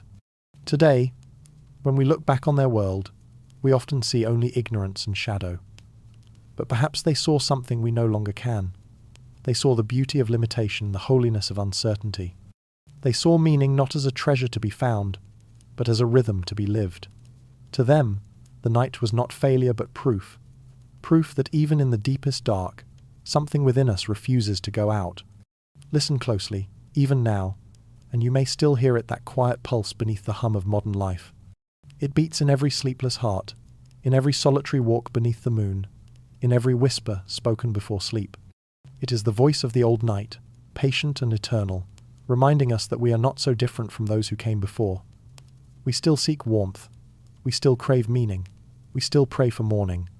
And when dawn finally comes, as it always does, the world feels new again, not because the darkness has been defeated, but because it has been understood.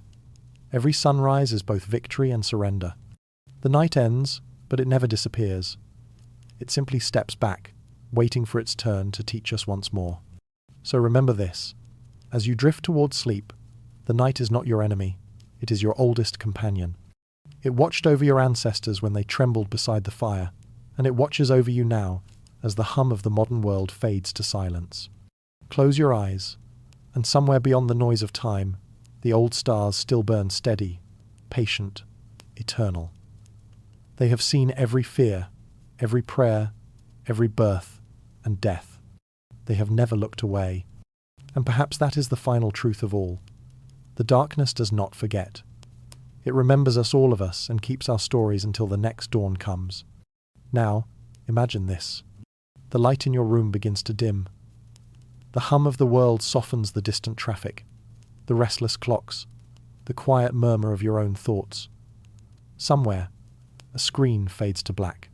What remains is not emptiness, but presence. You sit in the same silence that once surrounded the villagers, the monks, the wanderers of the old world. The air changes. It grows slow, deliberate, almost alive. You are not alone here. You are inside the same night. They knew the same velvet, endless ocean of shadow that once covered every field, every church, every heart. It feels strange at first, to let darkness return. We are creatures of light now, addicted to its constant glare. But as your eyes adjust, the dark begins to breathe. It softens at the edges, it expands, it reveals. The outlines of objects shift like old memories surfacing. The room doesn't disappear, it deepens. And in that deepening, something ancient stirs. The same pulse that once guided peasants to prayer and poets to ink begins to whisper again. This is where you began. For the people of the Middle Ages, this moment was sacred. Nightfall was not an interruption, but a return, a descent into the womb of existence. Every evening was a small rehearsal for eternity. The fire dimmed, the voices fell quiet, and the soul came forward. In darkness, all the roles of day dissolved. The farmer was no longer a peasant, the lord was no longer a master. Each lay beneath the same indifferent stars, equal in their smallness, united by wonder. They looked upward, and in that act, they remembered who they were, not rulers of the world, but witnesses of it. We call them superstitious, afraid, ignorant. But perhaps they were only honest. They did not pretend to own the night. They respected it. They did not rush to fill it with noise or distraction. They listened. When the wind rose, they heard voices. When the fire cracked, they saw omens. They found meaning in everything because they understood how fragile meaning was. To live in darkness required imagination, Not the kind that invents, but the kind that remembers. The kind that turns fear into reverence. Close your eyes for a moment. Think of them. The monk tracing prayers into the chill air, the mother whispering blessings into her child's hair, the old man feeding the last ember so the flame will greet the morning. Each gesture was a promise to the night that they would not forget its lessons. They built their faith out of shadow, their hope out of silence. To them, the darkness was never an absence. It was the memory of everything that once was. It held the voices of the dead, the echoes of creation, the weight of all things unseen. It was eternity, compressed into a single breath. And maybe, beneath all our progress and light, we still crave that same connection. Maybe that's why the sleepless still wander to their windows after midnight. Why they look at the sky and feel both infinite and small. The night still calls to something deep within us, something older than fear, older than faith.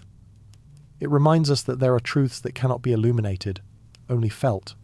That silence can speak. That darkness, when faced without resistance, becomes the gentlest teacher of all. Listen to it. The fire cracks, the air hums with distance. Beyond the walls, the invisible world stirs. Somewhere, the wind moves through trees, just as it did 1,000 years ago. Somewhere, a sea sighs against its shore. The night is not dead history. It is alive in every breath of stillness that surrounds you. The same rhythm that lulled monks to prayer now hums in the static between your thoughts. The same shadows that danced across wooden walls now flicker across the screens of our modern dreams. The forms have changed, but the longing has not. Our ancestors feared what they could not see, yet they trusted it enough to give it names. We, who see everything, have stopped naming altogether. Perhaps the real loss is not superstition but intimacy. They were afraid of the dark, yes, but they were also in love with it. They spoke to it, sang to it, built rituals to honor it. We have forgotten how to speak that language. We confuse light with safety, and darkness with nothingness. But what if the truth was the opposite all along? What if the night is not emptiness, but memory? What if every shadow holds the echo of someone who once prayed beneath it?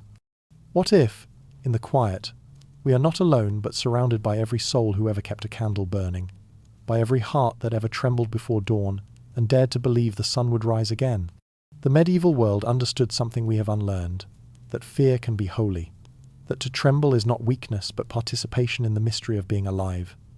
They faced their dread and built cathedrals inside it. They turned superstition into poetry, suffering into ritual, silence into song. They did not escape the night, they became fluent in it. And because of that, they carried its wisdom through centuries, a wisdom we can still feel if we are quiet enough to listen. So, turn off the light, let the room fall back into shadow, let your eyes forget and your ears remember. Listen for the heartbeat of the world beneath the hum of your machines. Feel the pulse of something vast moving through the stillness. This is not the end of the story, it is the beginning repeating itself. The circle closing, the candle guttering, the stars leaning closer. In this final hour, there are no lessons left to learn, only remembrance. You are part of an ancient ritual, the same that began when the first human looked at the night sky and wondered what waited beyond the stars. The same ritual that filled caves with paintings and temples with fire. The same that made us whisper prayers before sleep, even when we stopped believing. To feel the dark is to feel history itself moving beneath your skin. The monks called it matutinum silentium, the silence of the early night, the moment when even God seemed to pause and listen. That silence is here again, not empty, not cruel, just waiting. It has been waiting since the beginning, patient and eternal. Waiting for us to remember what the light has made us forget, that we are temporary, but the night endures. So let it surround you. Let it speak. Let it tell you what it told them, that endings are only shadows before beginnings, that fear is only faith in disguise, and that light, no matter how bright, will always need the dark to define it. Somewhere outside, a wind rises, the fire sighs, the last ember fades to red, then to grey. The voice you've been hearing grows softer, slower, almost indistinguishable from your own thoughts. And then, in the perfect quiet between breaths, you understand. The night was never the absence of light. It was the presence of everything we could not see, and everything that still remembers us.